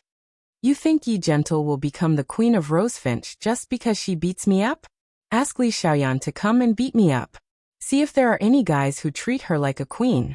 See if anyone runs to you to ask for her phone number. At that time, everyone will say that this woman is ugly and violent. Whoever marries her will be unlucky. Li Xiaoyan was the daughter of the Monkey Fistly family, and she was the most important person in their circle. With a height of 1.6 meters and a weight of nearly 100 kilograms, she was like a moving mountain of meat when she walked. Even Fang Yingying, the fatso, looked small and dainty in front of her, not to mention Fang Yan and Fang Haohan. Fang Yingying's eyes were dull, and he said, "Junior Marshal Uncle, what do you mean? If you are good-looking, people will praise you for your lively personality after they see you beating people up, and it will add a rude and arrogant charm. If you are ugly and still beat people up, people will say that ugly people are more mischievous." "I'm not ugly," Fang Yingying said stubbornly. "That's what you think," Fang Yan said angrily. He suddenly used his strength and dragged Fang Yingying up from the ground. Fang Yingying was anxious, and he wanted to lie down again as if he was suffering from osteochondrosis. Fang Yan patted his shoulder, and Fang Yingying's reflex muscles were suppressed, and he hit Fang Yan's chest with his palm. Fang Yan was very happy, and he said to the students in the audience, "Did you see that? Even a clay figurine has some anger. When a person has anger, the strength he can display is quite shocking. This kind of person, even if the final result of the battle is defeat, he has already gained my respect." Although Fang Yan said this, he had already kicked Fang Yingying, who had gained his respect, to the back of the curtain of the stage, and he couldn't get up for a long time. Fang Yan walked toward Fang Haohan, and Fang Haohan's eyes closed, and he directly fainted. Fang Yan was a little regretful, and thought, next time in the big class, he would just bring Fang Haohan to the stage alone. As an elder, he must be fair, and treat everyone equally. Today he hit Fang Yingying, but not Fang Haohan. This was not fair, and presumably, Fang Yingying was also not happy. Being a person is difficult. Blue Mountain Club. This was one of the more famous clubs in Huaqing, and it was also the first choice for the young masters of Huaqing to gather.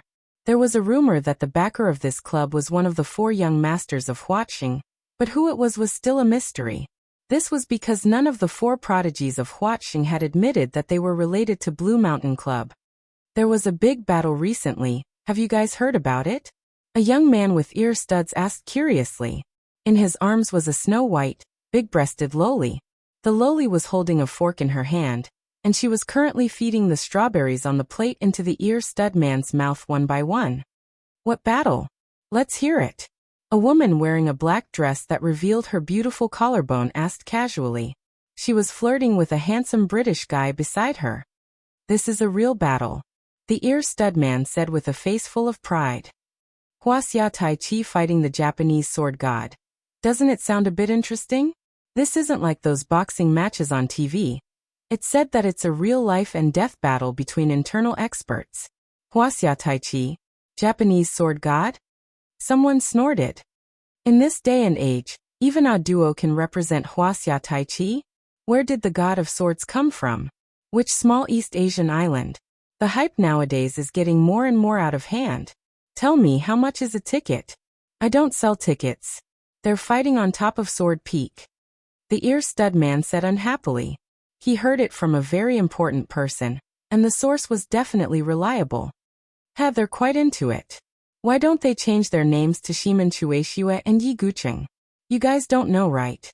A fatso joined the crowd with 2 foreign girls in his arms and said, "If I tell you who the person fighting the Japanese sword god is, you won't say that." "Who is it?" Everyone was curious. "Fang Yan," fatso said. "Who is that?" Some people didn't know who Fang Yan was. There's nothing much to say about Fang Yan, he's just a middle school teacher.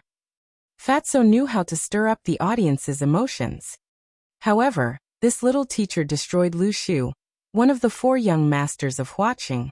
I heard that his body was crippled and his face was disfigured. Do you guys think he got his title of flower breaker for nothing?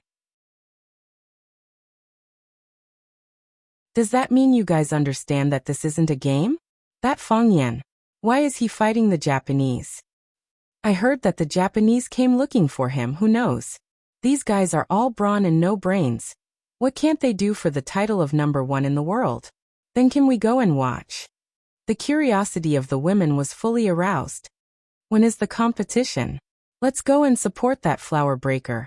No matter what, he's a contestant from our country. We can't let those Japanese win. Just as everyone was discussing the fight between Flower Breaker and the Japanese sword god, a wheelchair made of stainless steel stopped in front of them. A man wearing a wolf mask sat in the wheelchair. His body was curled up in the wheelchair, one hand supporting his chin. The two eyes in the wolf's eyes sized up the people in front of him with great interest. He said, "The story is quite interesting. What happened to one of the 4 prodigies of Huaqing who was beaten up by Playboy Breaker in the end? How many bowls of rice does he eat every meal? Can he still go out and pick up girls? Oh right, is he still alive? There's no point in living after such a tragedy, isn't there?" Everyone held their breath and looked at the wolf-headed man in front of them in fear. Although they couldn't see his face, everyone could feel that he was smiling. However, his smile was so cruel. It was as if he could stab himself at any time.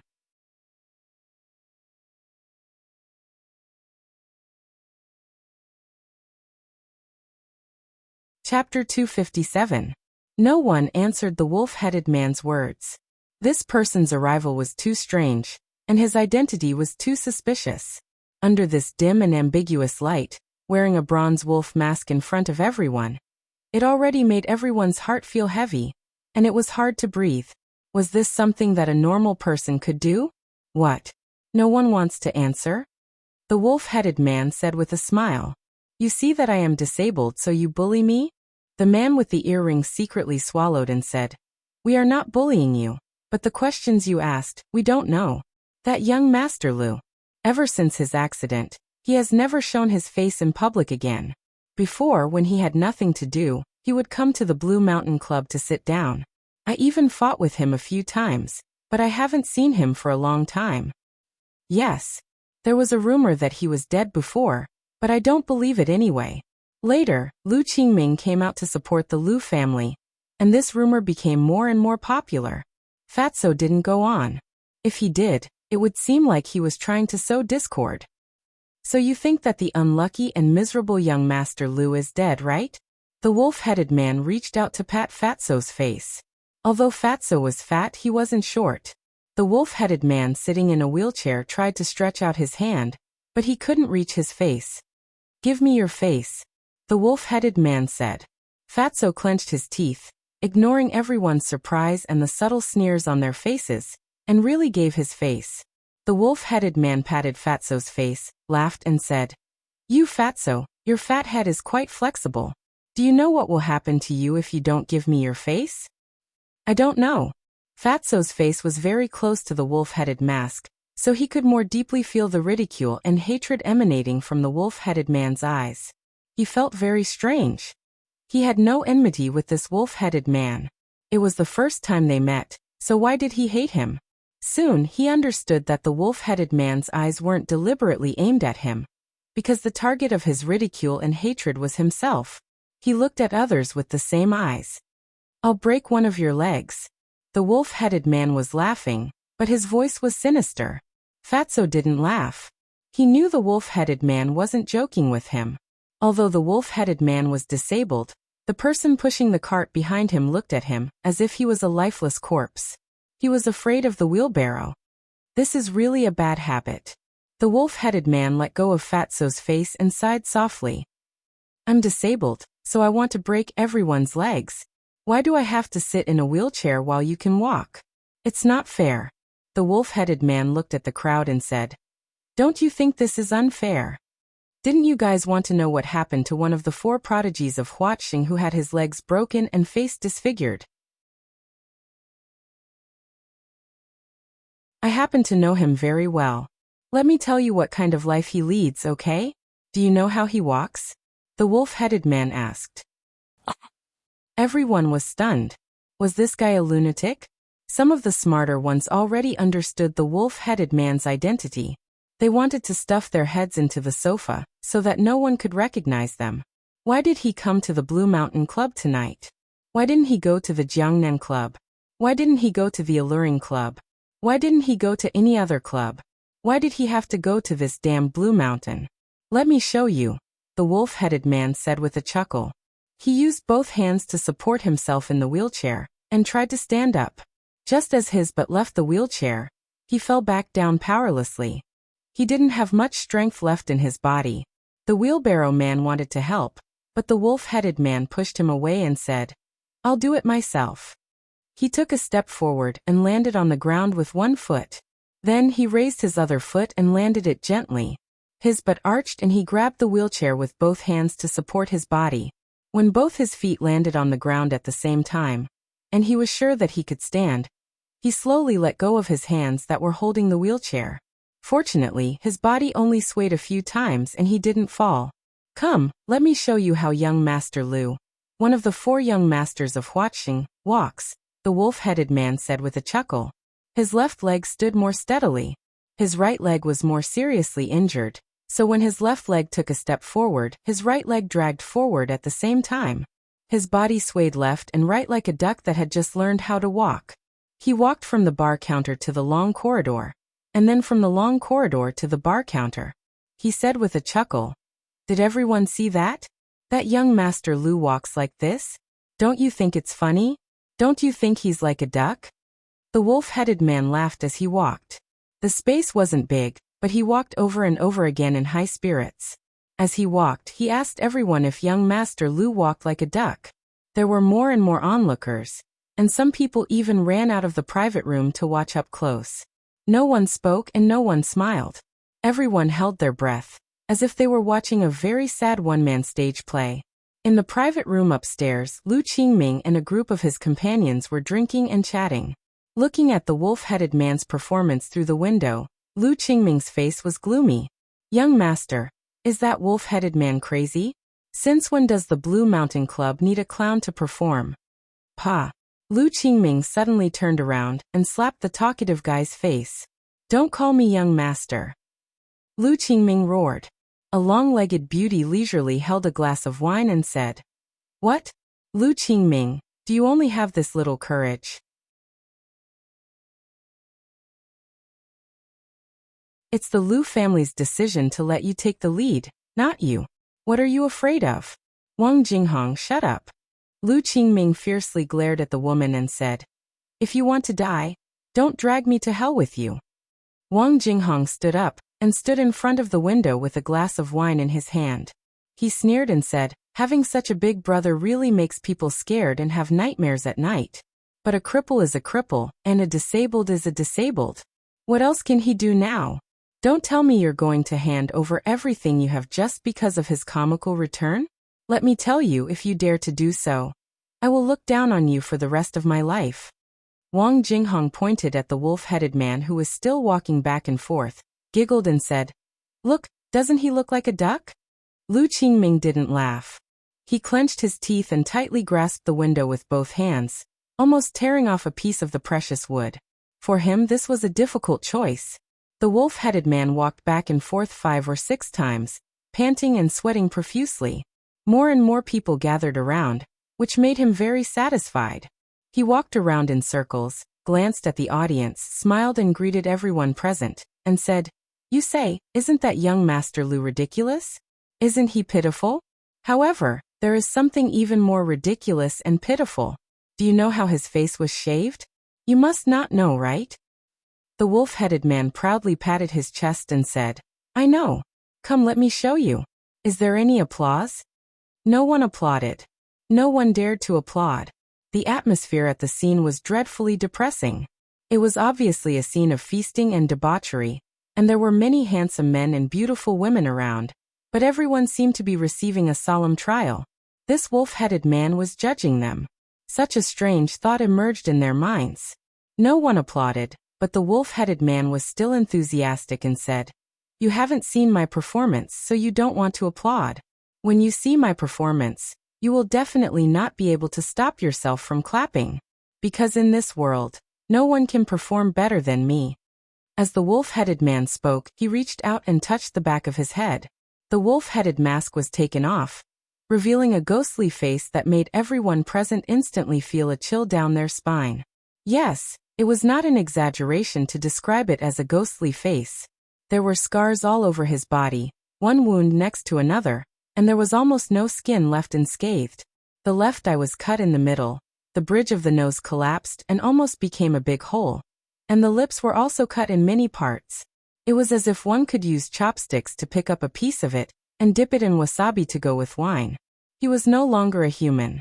Even an evil spirit that dressed up a little would be more likable than him. This wolf-headed man was one of the 4 beauties of Flower City, Lu Shu, who had been missing for a long time. "Where's the applause?" the wolf-headed man said aloud. He didn't laugh, his voice was hoarse and low, as if he was crying. "Now that you've seen my performance, shouldn't you give me some applause? I bet you won't be able to find anyone more like me, because the person I'm imitating is myself." Clatter. Applause finally rang out. But it wasn't enthusiastic. A tall man came over with 2 glasses of red wine and said, "Young master, let me propose a toast to you." The wolf-headed man took the red wine, clinked glasses with the man, and downed it in one gulp. A woman came over with 2 glasses of wine and said, "Young Master Lu, you are still the most charming man in the world." The wolf-headed man took the woman's glass, clinked glasses with the woman, and downed it in one gulp. More people came over with glasses of wine. Looking at Lu Shu, who was surrounded by countless people toasting, the eyes of the man pushing the cart became moist. Lan Shanggu looked at the scene happening in front of him, his fingers rhythmically tapping the table, and said with a solemn expression, "He's so cruel to himself, he'll be even more cruel to others. The current Lu Shu is the truly terrifying Lu Shu. Only such a person is worthy to be your opponent, right?" Fang Yan stood next to Lan Shanggu and said with a wry smile, "Why are all my opponents such lunatics?"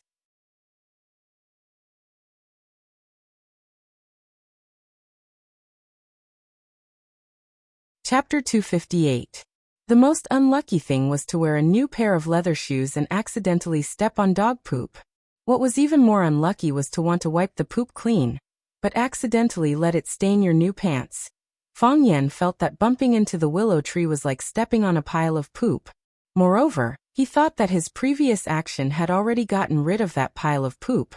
Now it seemed that the poop had already moved to other parts of his body, such as his eyes. To be honest, the willow tree's performance today made him feel a chill in his heart. Using Lan Shanggu's words, he was so fierce to himself. If it was his enemy that fell into his hands, there would only be death. Everything that the willow tree did was to ruin himself. He sank his face and dignity to the bottom of the valley. He treated himself as a pile of mud. He already said that he was a pile of mud. How could you laugh at him and step on him? No one laughed at him, and no one looked down on him. The trash that should have left the stage of watching, instead, risked his life to climb up from that smelly ditch. Even at this time, his body still carried that stench, and some of his rotten flesh had already grown fat maggots. However, a man that could stand up from that kind of hopeless situation was a real man. He would always be able to gain more respect from others. Therefore, the willow tree became the central character of the Blue Mountain Club tonight. Lan Shanggu sat back on his seat and said, "These families that have been passed down for hundreds of years always have their own outstanding points, especially when it comes to the cultivation of their descendants. Every family has some unique methods. The saying that the Lu family produces talents isn't just for show. Most of the time, they use a free-range method and let you fight for it yourself. If you win and get it, then these things are yours. In order to train the strongest lion to take over, the Lion King doesn't mind his children killing each other." Lan Shanggu sipped his wine and said leisurely, "Previously, it was the willow tree that rushed out, so the Lu family piled all the resources on him. Afterwards, the willow tree met with a disaster and was seriously injured. The Lu family pushed Lu Qingming out. How could a big family without a young spokesperson work? They don't care about their own family, but they have to give those fellows that follow behind there but some confidence." Obviously, the willow tree wasn't convinced. He ran out tonight and put on such a show, which made the Lu family lose face, but announced his strong return. When he entered the door, he seemed to see Lu Qingming's car. If he was also in the Blue Mountain Club, he must be very sad to see this scene, right? Next, it will be a fight between 2 tigers, or 1 tiger following the dragon. It will be up to the brothers to choose.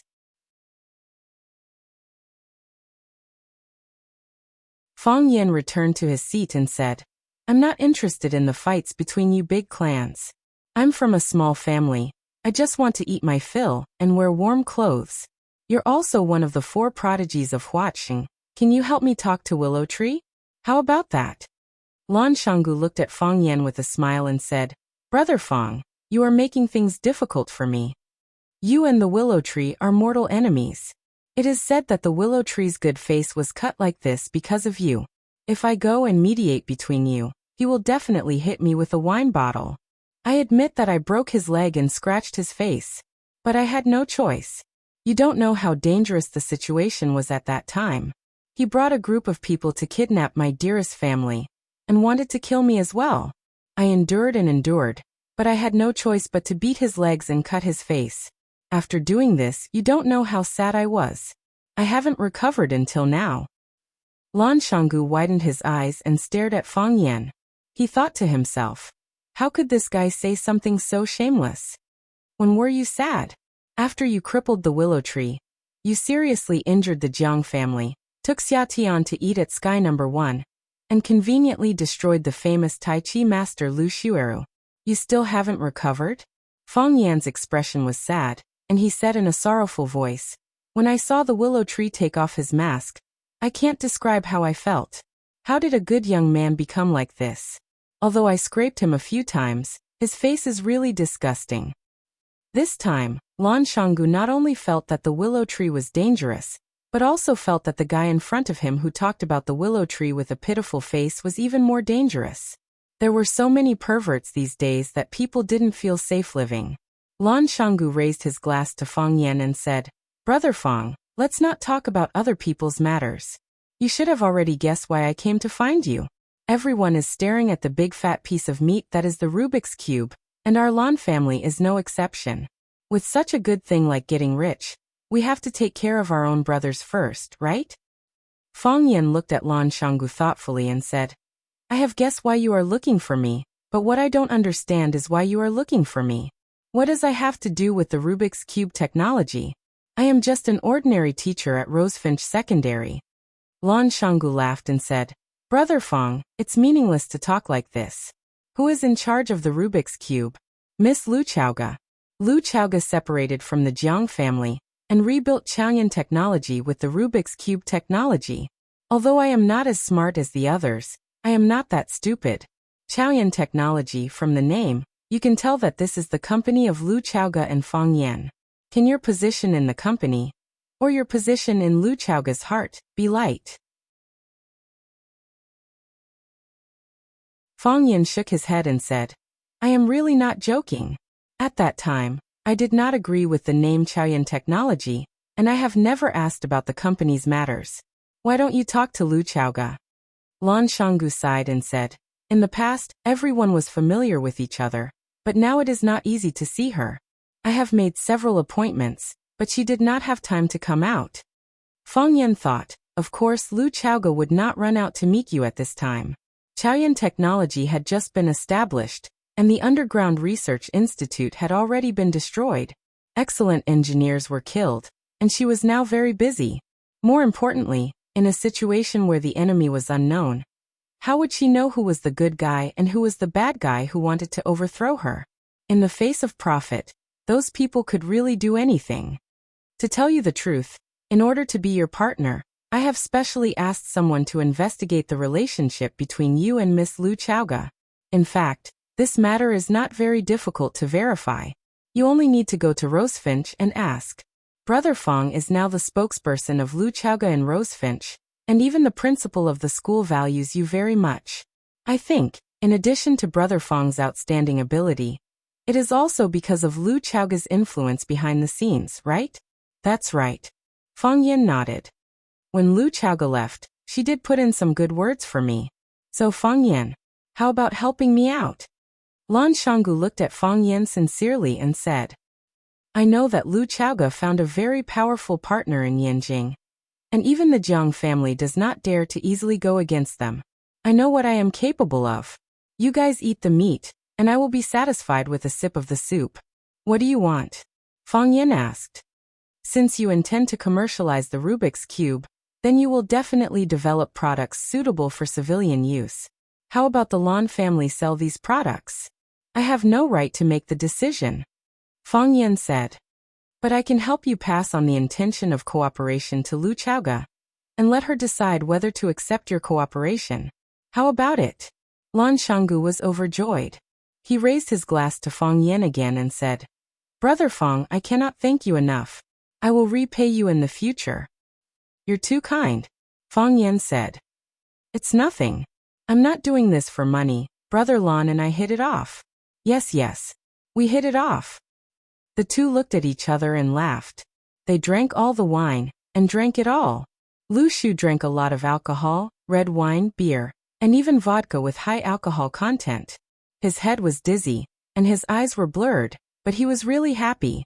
They say that those who survive a disaster are bound to have good fortune. He went from a famous genius in Huaqing to a disabled, useless, and ugly monster. This huge difference almost made him collapse. At the beginning, he almost didn't dare to look in the mirror, because he didn't dare to see how his face was ruined. Now he could calmly face that ugly face that made him want to vomit, and he could even use this face to joke in public. Who knew what kind of painful psychological changes he had gone through during this time? Lu Shu hugged a woman and laughed. I'm not a charming man. Look at my face. If a man like this were to lie on you, wouldn't you have nightmares at night? Lu Shu hugged another woman and said, If the two of us stand together, wouldn't we be the beauty and the beast that people often talk about? I'm quite qualified to play the beast, right? Another person came over to propose a toast. When Lu Shu raised his head and was about to accept the wine cup, the expression on his face suddenly became stiff. The eyes that were still laughing just a moment ago also became vicious and fierce. Very quickly Lu Shu laughed again. He laughed very happily. His laughter was arrogant and heart-wrenching. He laughed so hard that he couldn't stand straight and couldn't breathe. He laughed so hard that tears flowed out. But the tears were red. He looked at Fang Yan standing in front of him and said, You're here too. You're also proposing a toast to me? You also think I'm very admirable, right? I'm here to express my apology. Fang Yan handed over the glass in his hand and said, I shouldn't have beaten your legs like this. I shouldn't have shaved your face like this. I apologize to you. I hope you won't take it to heart. You're apologizing to me? You're telling me not to take it to heart? Lu Shu laughed and wiped the tears from the corners of his eyes, as if he had heard the funniest joke in the world. You hurt me like this, and you're telling me not to take it to heart? Fang Yan, you're really the most interesting guy in the world. Haha. Yes, I'm very regretful. I shouldn't have broken your legs. I shouldn't have shaved your face. I should have killed you directly. Fang Yan handed over the red wine glass in his hand and said, Please accept my most sincere apology.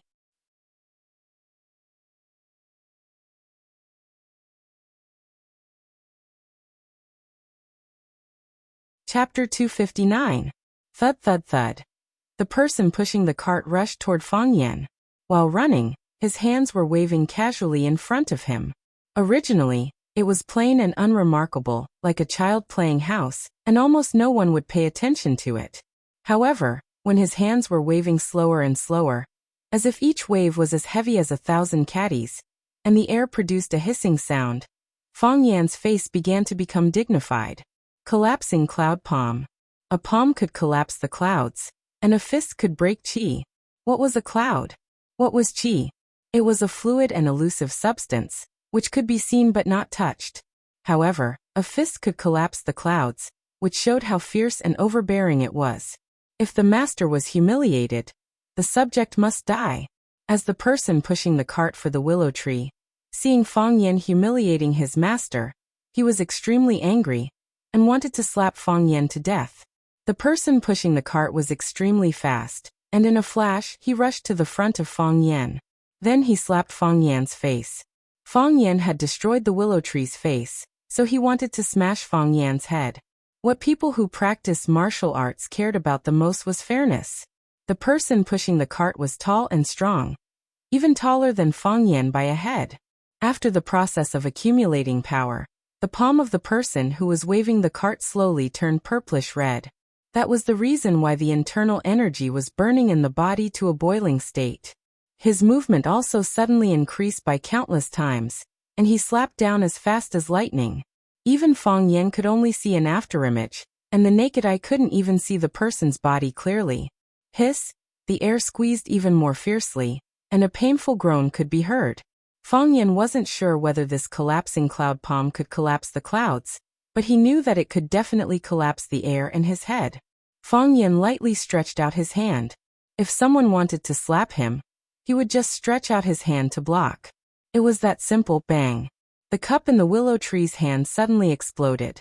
It was injured by the internal energy that burst out from the palm of the person pushing the cart. Fang Yan held the wrist of the man who was pushing the cart. His palm had already returned to its normal color. This was because the energy in his palm had been released. Fang Yan looked at the ugly face of the willow tree and said with a smile, "Willow tree, I'm not joking with you. I'm really sorry. I'm sorry for only breaking your legs and scratching your face. I should have just killed you. If I was more ruthless at that time, if I didn't think about the consequences, if I just used those pieces of paper to cut your neck, your blood would have long dried up, and your flesh would have long rotted. How good would it be to die? Dead people are cuter, aren't they?" As Fang Yan spoke, he tightened his grip on the cart pusher's arm. The sleeves of the man pushing the cart began to emit white smoke. His black suit and white shirt had been burned. The cart pusher's forehead began to sweat. That was because the bones in his arm were about to be deformed by Fang Yan's grip. The cart pusher's face began to contort as the blood vessels in his arm suddenly burst open. Blood sprayed wildly, but it stopped very quickly. When Fang Yan loosened his grip, the cart pusher's arm had already become a fried dough twist. A ball of dry wood that had lost blood and water. The palm and the arm suddenly separated. The piece that Fang Yan was holding had lost its vitality. The qi couldn't flow, and the blood couldn't flow. His right arm was completely destroyed. Fang Yan didn't look at the ferocious expression of the cart pusher. He didn't like ugly things. The willow tree also didn't turn around to look, as if the cart pusher had nothing to do with him. Fang Yan also didn't like the willow tree's face, but he still insisted on looking at him seriously and said, "You know what you've done, and I also know what you've done. Not to mention the billions of people in Wuxia. Even the Blue Mountain Club tonight is full of talents. There are too many smart people in this world.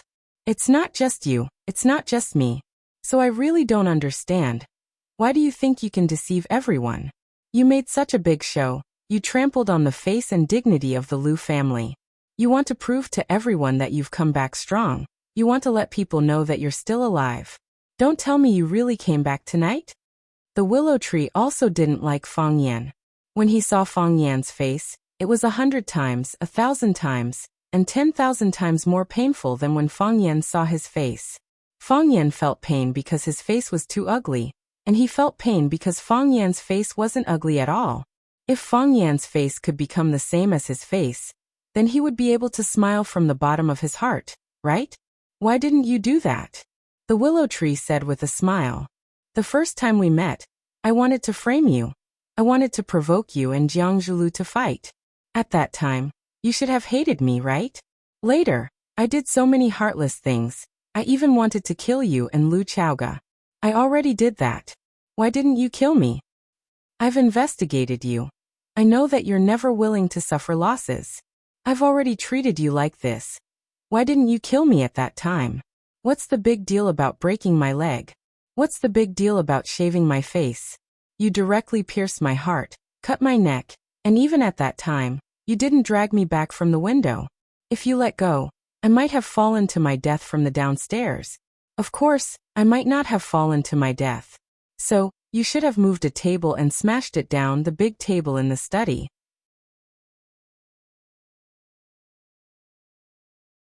I've touched it. It's made of rosewood. I'm afraid it's 800 kilograms, it's heavy. I can't move this 800 kilograms, but I know it's not a problem for you. You can even kill people with a piece of paper. Before you used this move, I never thought about it. To be honest, when you use this move, it's really too charming. If I were a woman, I would like you. Oh, I'm off topic. You moved that big table and threw it down. smashing it on top of my head. My head will explode, just like how you crushed Chenpu's arm. My brain will splatter everywhere. Those plants that drank my blood and ate my brain will grow very well. Fang Yan, why didn't you do that? If you did that, I would already be dead. You're also a martial artist, don't you know? When a person's heart stops beating, that person is absolutely safe. Why don't you have any sense of safety? Say if I accidentally kill you in the future, who will be to blame? You or me? If you don't want me to take revenge, that's impossible. I will definitely take revenge. I worked so hard to live. I ran out to act as a clown. I wanted to get more people's recognition, to get more power. What did I do all of this for? I did it for revenge. How can you not let me take revenge? But once I take revenge, you may die. Not only you, your family, your friends, everyone close to you will die. Oh, I forgot, there's also the students. Those students of yours, I won't let them go. If I really can't find someone to take revenge, I don't mind looking for those students. If you dare to touch them, even a finger of theirs. Lu Shu, I can also do what you said. I will kill your family, kill your friends, kill everyone close to you. I will make your Lu family die without descendants. You see, you're angry. Why are you angry? I'm already like this. Why are you still angry with me? You can't let an ugly trash like me follow some etiquette and morality, right? Lu Shu crazily looked at Fang Yan and said, Impossible. I don't care about etiquette, I don't care about honor. If I cared about honor, I wouldn't have learned to walk like a duck. My heart is already dead. In fact, my body is already dead. What you see now is a vengeful corpse. Lu Shu reached out his hand to touch Fang Yan's hand, put his hand on his neck, and said, You see, I've said it so clearly. Don't you want to strangle me to death? Come on, a real man. Since you think like this, you should do it immediately. Come on, strangle me to death, just like how you just broke Chenpu's arm. Such a good internal martial arts master was destroyed by you just like that. Fang Yan stretched out his hand and strangled Lu Shu's neck. Yes, it should be like this. Lu Shu smiled happily. It should be like this. Use more strength, Fang Yan, use a bit more strength. You should make me unable to speak, you should make me unable to breathe, you should make me stick out my tongue like a hanged ghost. Fang Yan, use a bit more strength. Let me show everyone one more time before I die. Let them see how one of the four prodigies of Huaxing, Lu Shu, dies. It's not that I'm boasting, but this kind of scene. I'm afraid you'll only see this once in your lifetime. Fang Yan's hand began to exert strength. Lu Shu could no longer speak, could no longer breathe. His face began to turn purple, and his tongue had already protruded out. His mood was very good, because he was smiling very happily. There was no fear in his eyes, not even a trace of fear. There was actually an excited expression. He was asking for death. Fang Yan's expression changed, then he squinted his eyes and smiled. He let go of Lu Shu's neck, and very considerately helped him tidy up the creases in his shirt. He smiled and said, How can you die? I don't want you to die, I want you to live to 100 years old. Because I know for you, living is more difficult than dying. Lu Shu, I hate you so much, so I can't let you die. I want to see you live well. I want you to see me get married and have children. I want to present my happiest life in front of you. What do you think of this? Coward. Lu Shu's face was full of disappointment. You don't even have the courage to kill. What a pity. I'm a teacher. Which teacher would fight and kill for no reason? Fang Yan said with a smile, completely ignoring Lu Shu's mockery. Teaching and educating people is my duty. Killing is not. I say, aren't you lacking an apology? A sudden voice sounded behind Fang Yan. You're tuning in to the Li Mei's Wuxia Whispers YouTube channel. We're so grateful for your support, and don't forget to subscribe to join us on this incredible journey through captivating stories. Your generosity through donations truly makes a world of difference, as it's the primary source of revenue that allows me to expand and enhance this channel for you. Thank you from the bottom of my heart for being a part of this adventure.